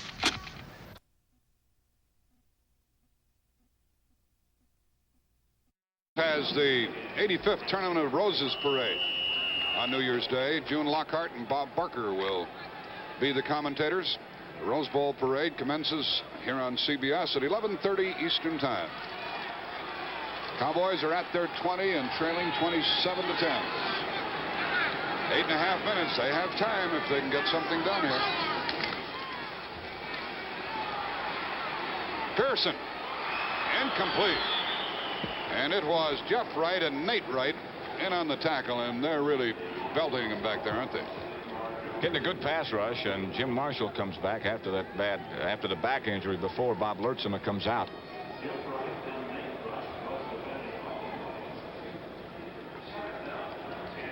These Cowboy receivers know that they're going to get walloped, upended when they catch a ball. Minnesota defense has held forth here today, and Tarkenton has taken them on to 27 points along with Bobby Bryant. 2nd and 10. Pearson to the right, Hayes to the left. Larson is after him. Staubach gets away. He's going out of bounds.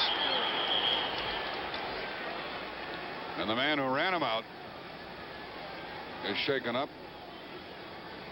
Bobby Bryant is a little slow in getting to his feet. He's a tough customer, number 20, 6'1", 170 pounds. You see him walking alongside of Hilgenberg and Page. You can tell he's not big at all.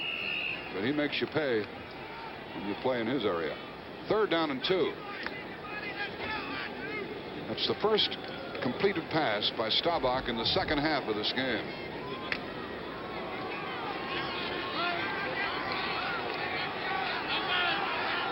He's completed 7. And 4 intercepted.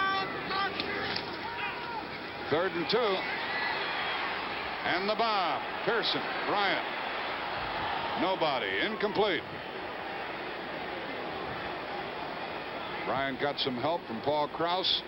And the Cowboys, trailing by 17, have to punt it away with 8:05 remaining in the game.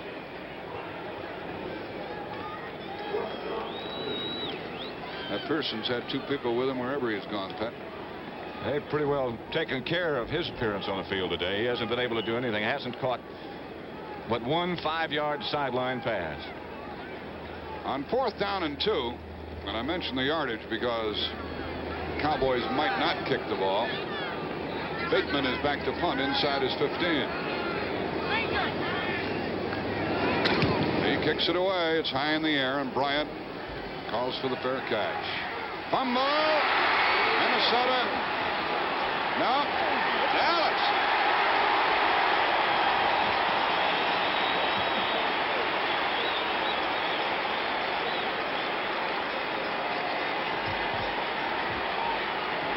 Bill Gregory, number 77, came away with the pigskin.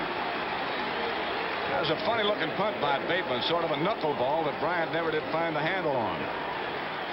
Vikings were around it right here, but just couldn't come up with it.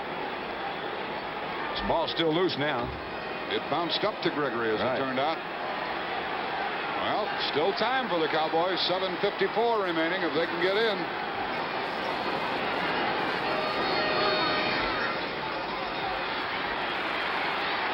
Pearson's got it. The 15 now, and the ball squirted away. He got it back. Jeff Wright almost grabbed it as it squirted away from Pearson. You know they've got to be a little bit conscious about getting hit when they catch the ball because they've taken some awful shots. Pearson here again gets hit hard. Well, that's really great concentration right there. He didn't come off that ball for a second, and he knew that he was in a crowd. Now the ball squirts away right there. And Pearson pulled it back in. Pearson has now caught 2 passes for 25 yards.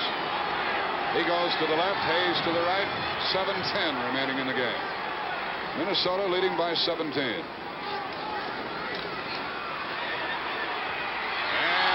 the flag, it'll be 1st and goal. Called against Nate Wright.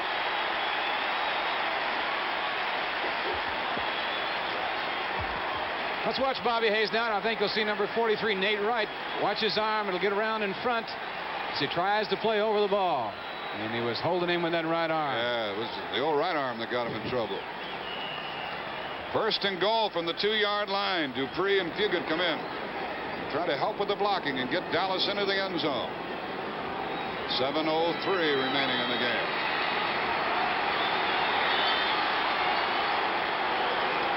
Garrison and Newhouse.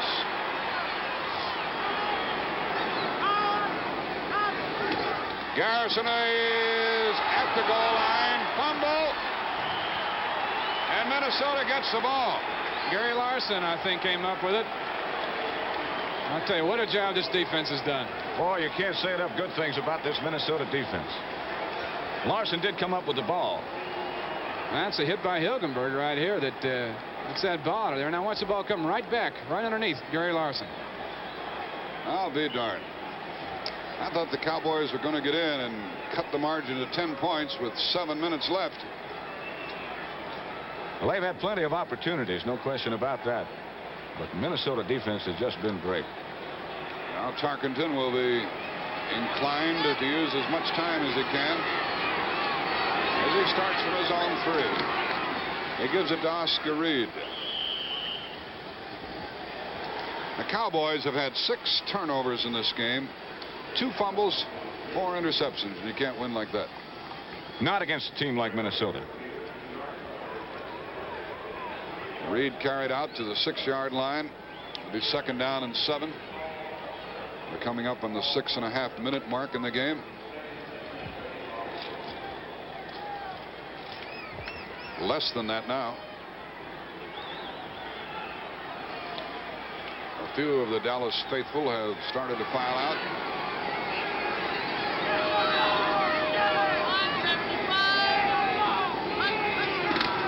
Reed again.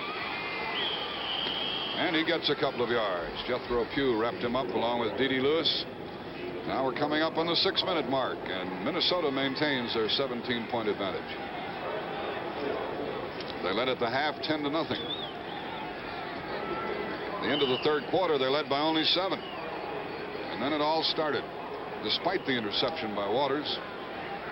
The fumble by Staubach, a fumble by Tarkenton, an interception by Bryant, an interception by Jeff Wright, a fumble by Garrison. The ball is at the 9, and it's 3rd and 4. 5.5 minutes left.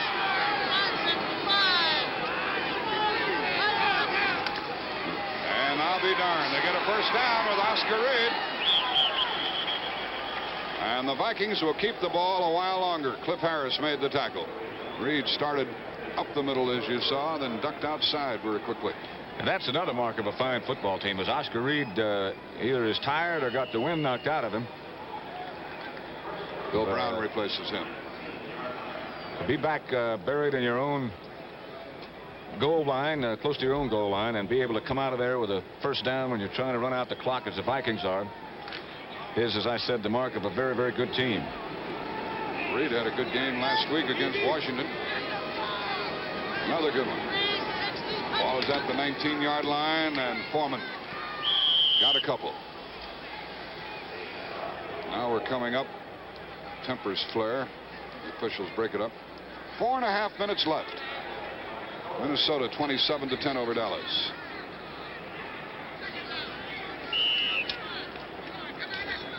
Not too much strategy involved now, as the Vikings will just try to run out the clock. Tarkenton, by the way, has called, it seems to me, an almost perfect football game. One bad pass, I think, is about the only mistake he's made. 2nd down and 7 from the Minnesota 22.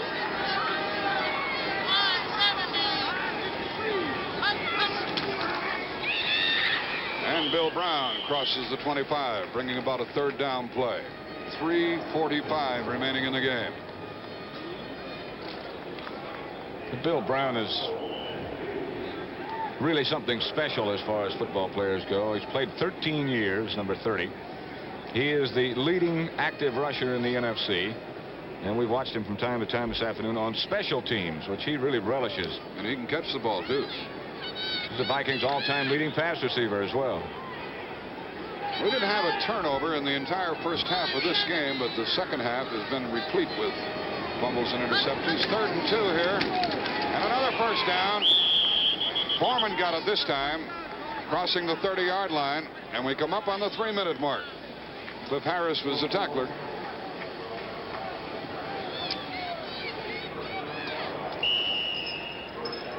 As we mentioned earlier, Brent Musburger and Jack Whitaker are part of our telecasting crew. And our postgame show today will take you into both dressing rooms, the winners and the losers. And so stay tuned for that, because it won't be long. 2:40 remaining in the football game, and the clock running.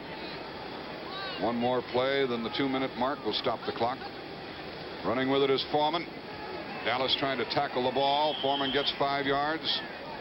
And Tarkenton checked the clock. He'll not run another play. The officials will next indicate the 2-minute mark. Coming off is Milt Sunday limping. You're looking now at the play by middle linebacker Leroy Jordan, as Sunday apparently hurt himself when he made that block. Now Dallas takes a timeout. So Dallas employs one of their timeouts. This is 2nd down and 6 coming up. Well, if Dallas truly did take a timeout, I would be very surprised, because just 6 seconds left before they'd stop it for the 2-minute mark. But that's what they've done.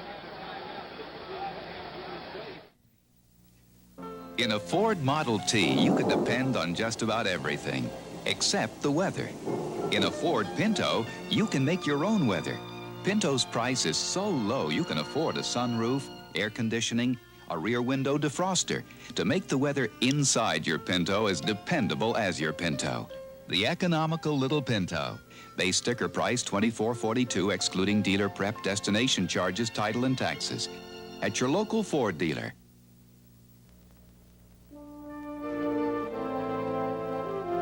A good man can captain a ship. But now you realize it's a richer man who can captain respect. That's a gusto world worth finding and celebrating. Once around life. Any more, Captain? Here's to you, Captain. Once around living.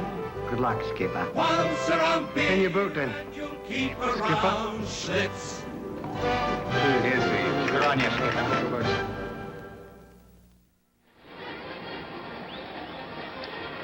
A while back in this game, Dallas had 1st and goal on the 2-yard line, and they fumbled. Pat, you just know this game would have been different with Hill in the game, Calvin Hill. Well, it's another dimension added to the Dallas offense, in addition to being the 1,000-yard rusher that he was and has been for the last 2 years. He poses so many other threats that a defense has to consider. 2:06 remaining in the game. 2nd and 6 for Minnesota, and Foreman has to go very deep, trying to turn the corner. And Cliff Harris came up and met him and bumped him out, and now we have 2:01 remaining on the clock. So Dallas is able to make use of all the remaining time, for there'll be yet another play and then the 2-minute warning. It tells the story, 27-10. There's Nate Wright, number 43, and Gary Larson, 77. These folks are headed for Houston. In 2 minutes, there'll be one NFC team alive, and that'll be the Vikings. And no one can say they didn't earn it here today, Wayne Walker.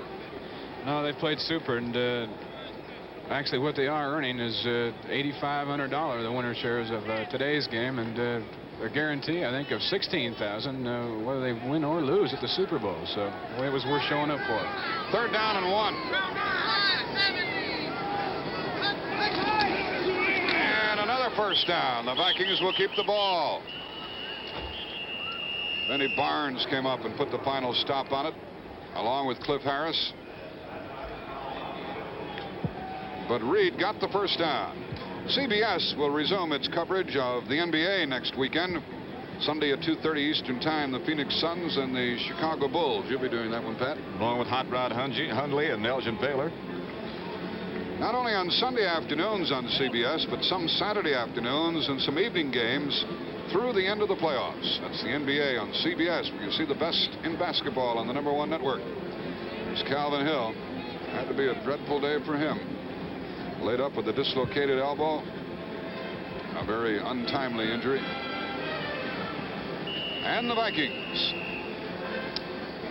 obviously pleased with what they've accomplished.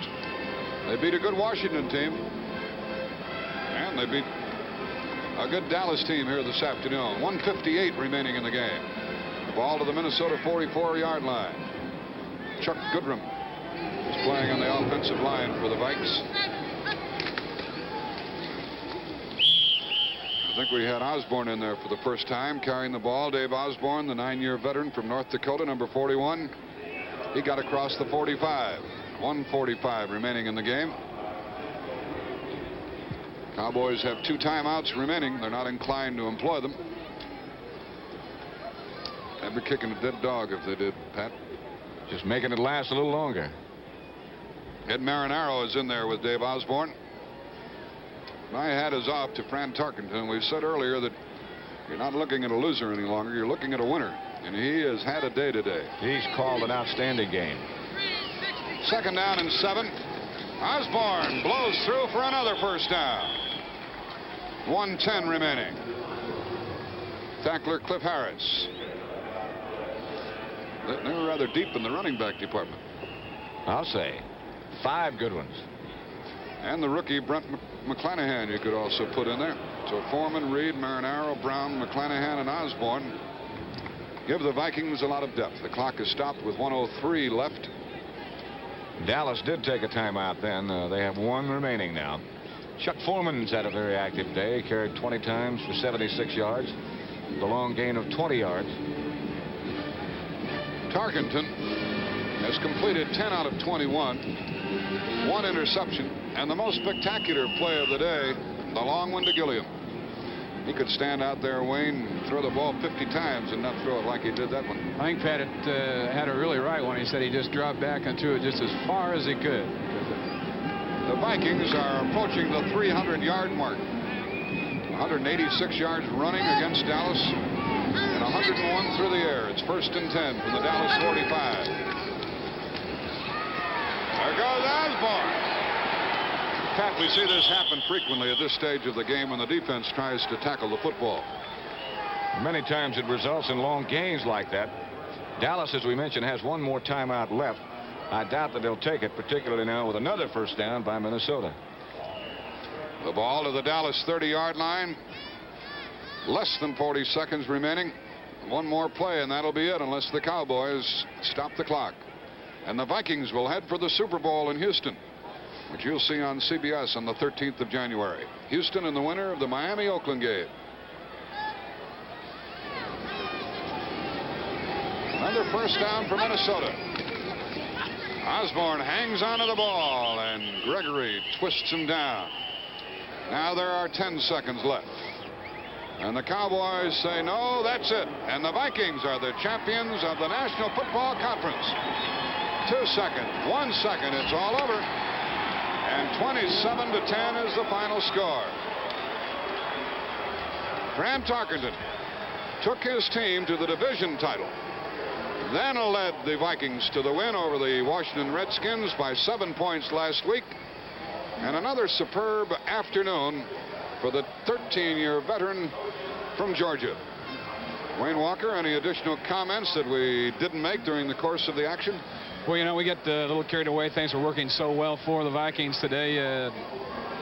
Their precision, everything was really good, but I think we didn't point out that they really out-hit the Cowboys in every phase of the game. Whenever a ball was cut in their secondary, they were really laying the leather to people. And, you know, you really have to get back to the basics of football, and it is hustling and it is hitting, and they really hit today. The Vikings came up with 21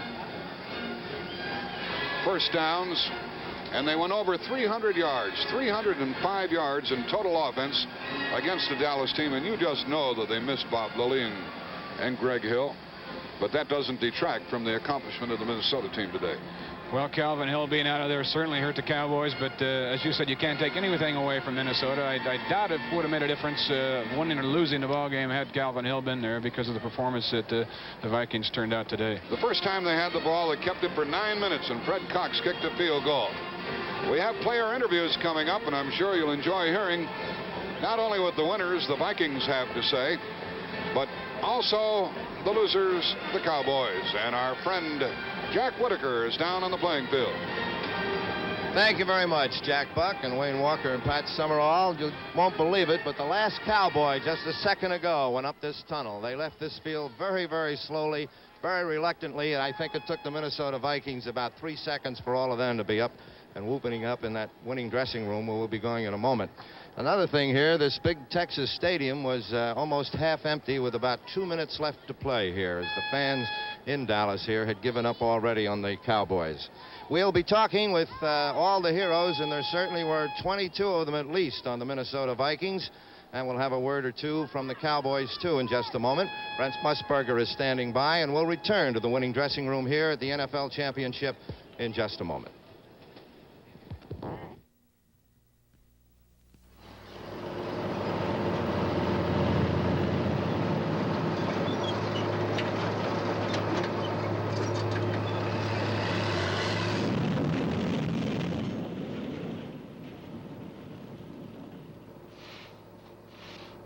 Colt 45's blue plastic clean top carrier seals out anything that could mess up the top of your can.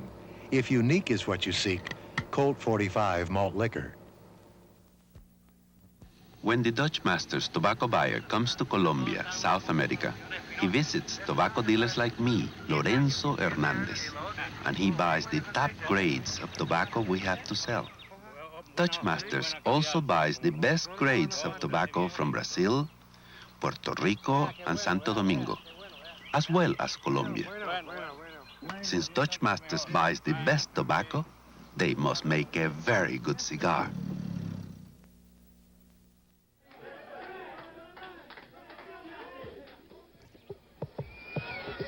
The final score here was 27-10.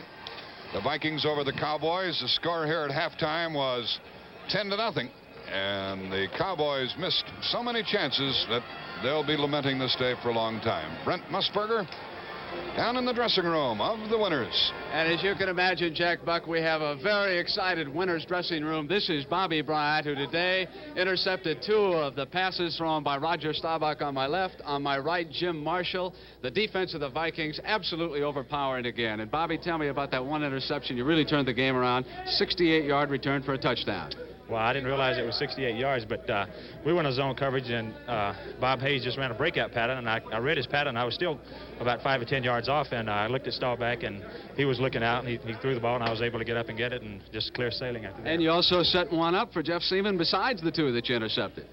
Yes, that was kind of a lucky play, really. I hit the tight end. Staubach had thrown a pass to him, and the ball just deflected up. I didn't really see what happened. I'll have to see it in the movies, but Jeff did catch it, and it was a big interception for Jeff. All right, Bobby, congratulations. And Jim, of course, when the Cowboys had a chance to get back in there and tie the game, you came around and were able to jar the ball loose. Perhaps you could describe that play for us. Well, it was a pass play. I kind of felt at the time that they were definitely going to have to pass, so I took a gamble with a real hard outside rush, and fortunate enough to get around the offensive tackle and looked up, and there was the quarterback.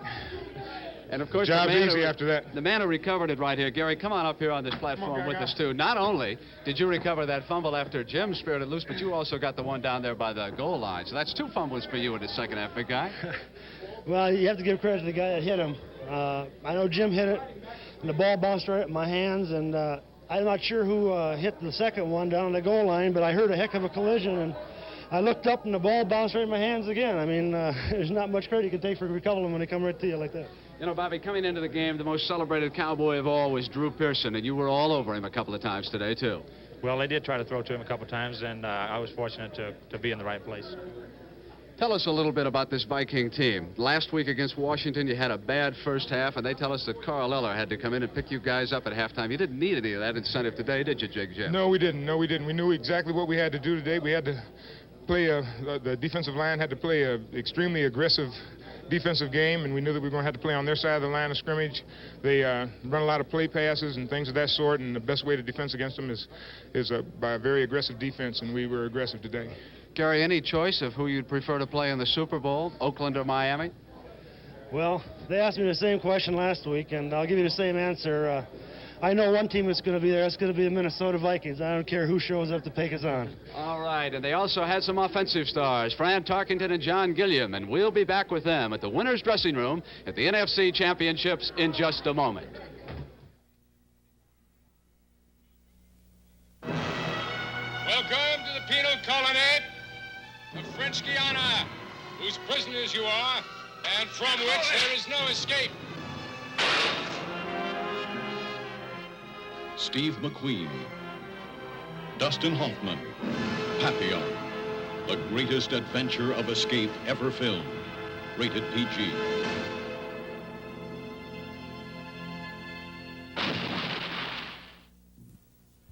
It's a tough world. To stay on top, you gotta be fast. But sometimes I bite off more than I can chew. I get a real beauty. My head is pounding, my stomach is upset, and I feel achy. So I rest up and I take Alka-Seltzer. It's got specially buffered aspirin with antacids. If I don't feel better, I see the doctor. Because nothing I can get on my own works better than Alka-Seltzer. I know how to look out for myself. With the score 10-7, these two gentlemen turned it around again for the Minnesota Vikings. Fran Tarkenton on my right with a 54-yard touchdown pass to John Gilliam. Beautiful pattern and a beautiful throw, John. Thank you, Fran. I think you have to give Fran some credit because he threw a great ball, and we called Cornell Green was taken away off a crossing pattern. So Fran saw it, and he told me to just beat him on the backside, and I just ran a good pattern. You know, Pat Summerall and Wayne Walker were making the observations today that you were throwing on first down. You certainly weren't as scared of Mel Renfro as some teams had been in the past. You did some things that I don't think the Cowboys expected, Fran. Well, our whole philosophy in these playoff games is not to try to keep from losing them, but to try to go out and win them. And that's what we've done these last 2 weeks, and we'll try to do in the big one in Houston. And that man right there has been the big man for our offense all year. John has had a super year, and I've never seen a better receiver than he is. I've never played with one, and he made his big play again today for us. Twice in the first half, 4th and 1. Not scared to gamble, were you, Fran? Well, that's Bud Grant's decision, and Bud Grant makes right decisions all the time. And if he'd have made the decision not to go, that'd have been fine, too. But he thought we should, and we did, and we made it. Francis, congratulations along with John Gilliam. And now, let's go across the way where Jack Whitaker is standing by with Dallas Cowboy coach Tom Landry.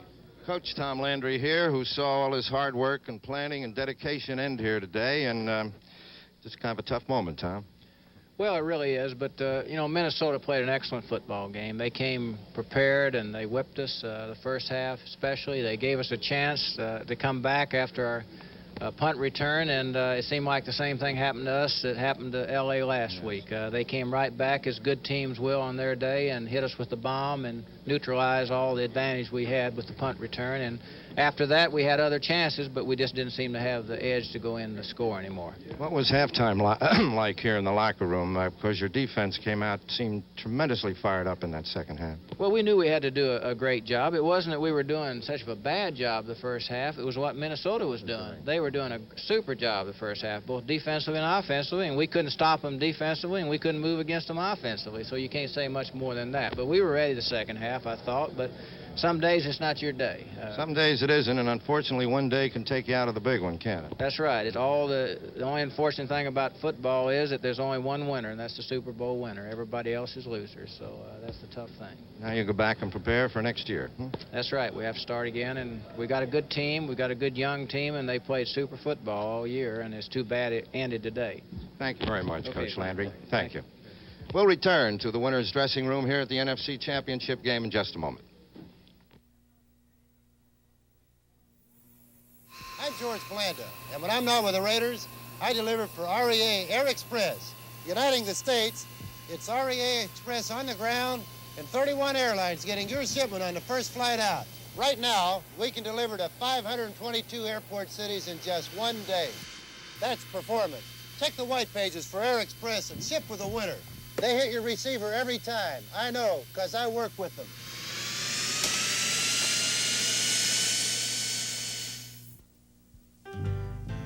It's tough to put a Muriel down. It's tough to put a Muriel down. With so much flavor going for you, it's tough to put a Muriel down.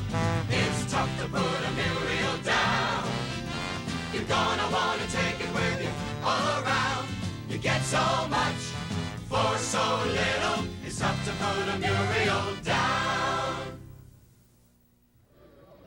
Back here in the locker room of the Minnesota Vikings, Oscar Reed, the running back on my left, and on my right, linebacker Wally Hilgenberg. And Oscar, they said you could not run against the Dallas Cowboys, but you folks went out there and really sustained an offense. Well, we've been stressing the run for the last week or so in Dallas because we know that other teams has had a problem running on them, and we felt that if we could run on them, we could beat them. Wally, early in the second half, Jack Buck made the observation that first offensive play was going to be terribly important for the Cowboys. They came with a screen pass, something they had not shown you in the first half. You read it perfectly. Well, we had the right defense called, Brent. It was my force coming up on it, and I just happened to see the back sneaking out there and got up quick and got a good hit on it. And when you got the right defense called against the right play, you usually can come out okay. You know, the Vikings don't blitz very often, but when they do, it can really be important. I remember back with the Los Angeles Rams when Jeff Seaman came and got John Hadle. Today, you went and got Roger Staubach. Well, again, we had the right call at the right time, and we feel that the blitz is a better weapon if used as an element of surprise and do it less often. And so we don't try to live on it, but we use it as a weapon once in a while. Wally, let's bring the head coach up here, Bud Grant, who designed this game plan, got this team together. Coach, congratulations on another tremendous effort. I know that yesterday you had predicted that this might wind up being a high-scoring game, and you said, I'm not so sure I'm going to be right about that. Well, I certainly didn't predict all the turnovers in the ball game, but those things happen, and we were able to take a little more advantage of them than they were. Was it any easier to defense them since they did not have Calvin Hill? I don't think our defenses were predicated on that at all. We've had a great deal of respect for Newhouse. I can't say enough good things about Calvin Hill, and I'm sure that they missed him more than we might imagine, but we couldn't set our defenses for anybody. If he was in there, we'd have played exactly the same way, and I'm sure he would have had a great day. Now, of course, you're going back to the Super Bowl. You remember the last time you were there, upset by the Kansas City Chiefs. I imagine you're looking forward well, I to don't know if getting it was even. an upset. They played a great football game, and they deserved to win that day, but we've been looking forward to another trip ever since that time. This is basically the same team, and we're happy to be back, and we'll be ready. Any choice, Miami or Oakland? It makes no difference at all. You've got to beat the best, and we'll find out who that is a couple weeks from now. Coach Bud Grant, congratulations not only on today's victory, but for the entire season and career you've had with the Minnesota Vikings. Like the Dallas Cowboys, the Minnesota Vikings are one of the class operations in professional football. Now for a final word, let's go back outside to Jack Whitaker. Thank you very much, Brent. As you can see, this huge, unique stadium now almost completely empty. And the first thought that hits you is the sad irony of the signs that have festooned this place today, gaily proclaiming a Cowboy victory. Spike the Vikes, tar and feather Tarkington. The Vikes will see the Super Bowl on CBS, etc. They now have that same sadness as those paper hats and noisemakers will have on New Year's Day morning. Because, as we know, football is a cruel game, and the losers go home and the winners go on to the Super Bowl. Dallas, as you know, probably represents the harsh standards that professional football demands from their great teams. A tremendous organization, brilliantly coached, rich in talent, and great dedication. And all that hard work, as Tom Landry said just moments ago, goes all down the drain on one afternoon or on one play or on one bounce.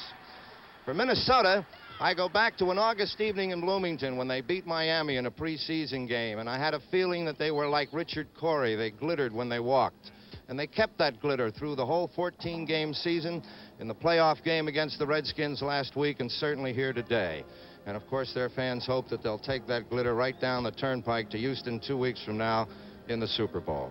The other point I think that we should mention is that this has been a year when professional football has come in for a lot of criticism in terms of dullness of its games because the field goal is taken over from the touchdown. Well, we had 3 field goals here today, but we also had a punt return of over 60 yards, an intercepted pass for a touchdown, a 52-yard bomb to Gilliam from Tarkington, and enough turnovers to make any fan happy.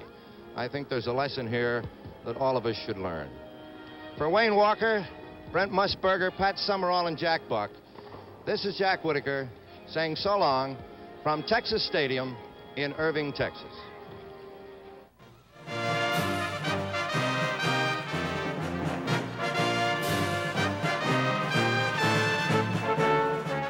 Pro Football Report was sponsored by Dutch Masters, the fine cigar, made with 4 Latin American tobaccos, and by Allied Artists Corporation, producers of Papillon, now playing at theaters all over the country.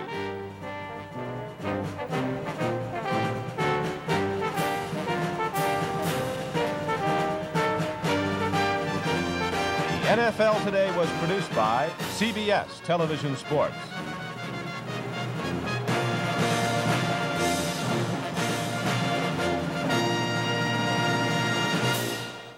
Mannix probes the eerie world of ESP, and Barnaby Jones finds out he may have erred when he cleared a client of murder when Wayne Rogers of MASH guest stars on tonight's exciting mystery double feature here on CBS.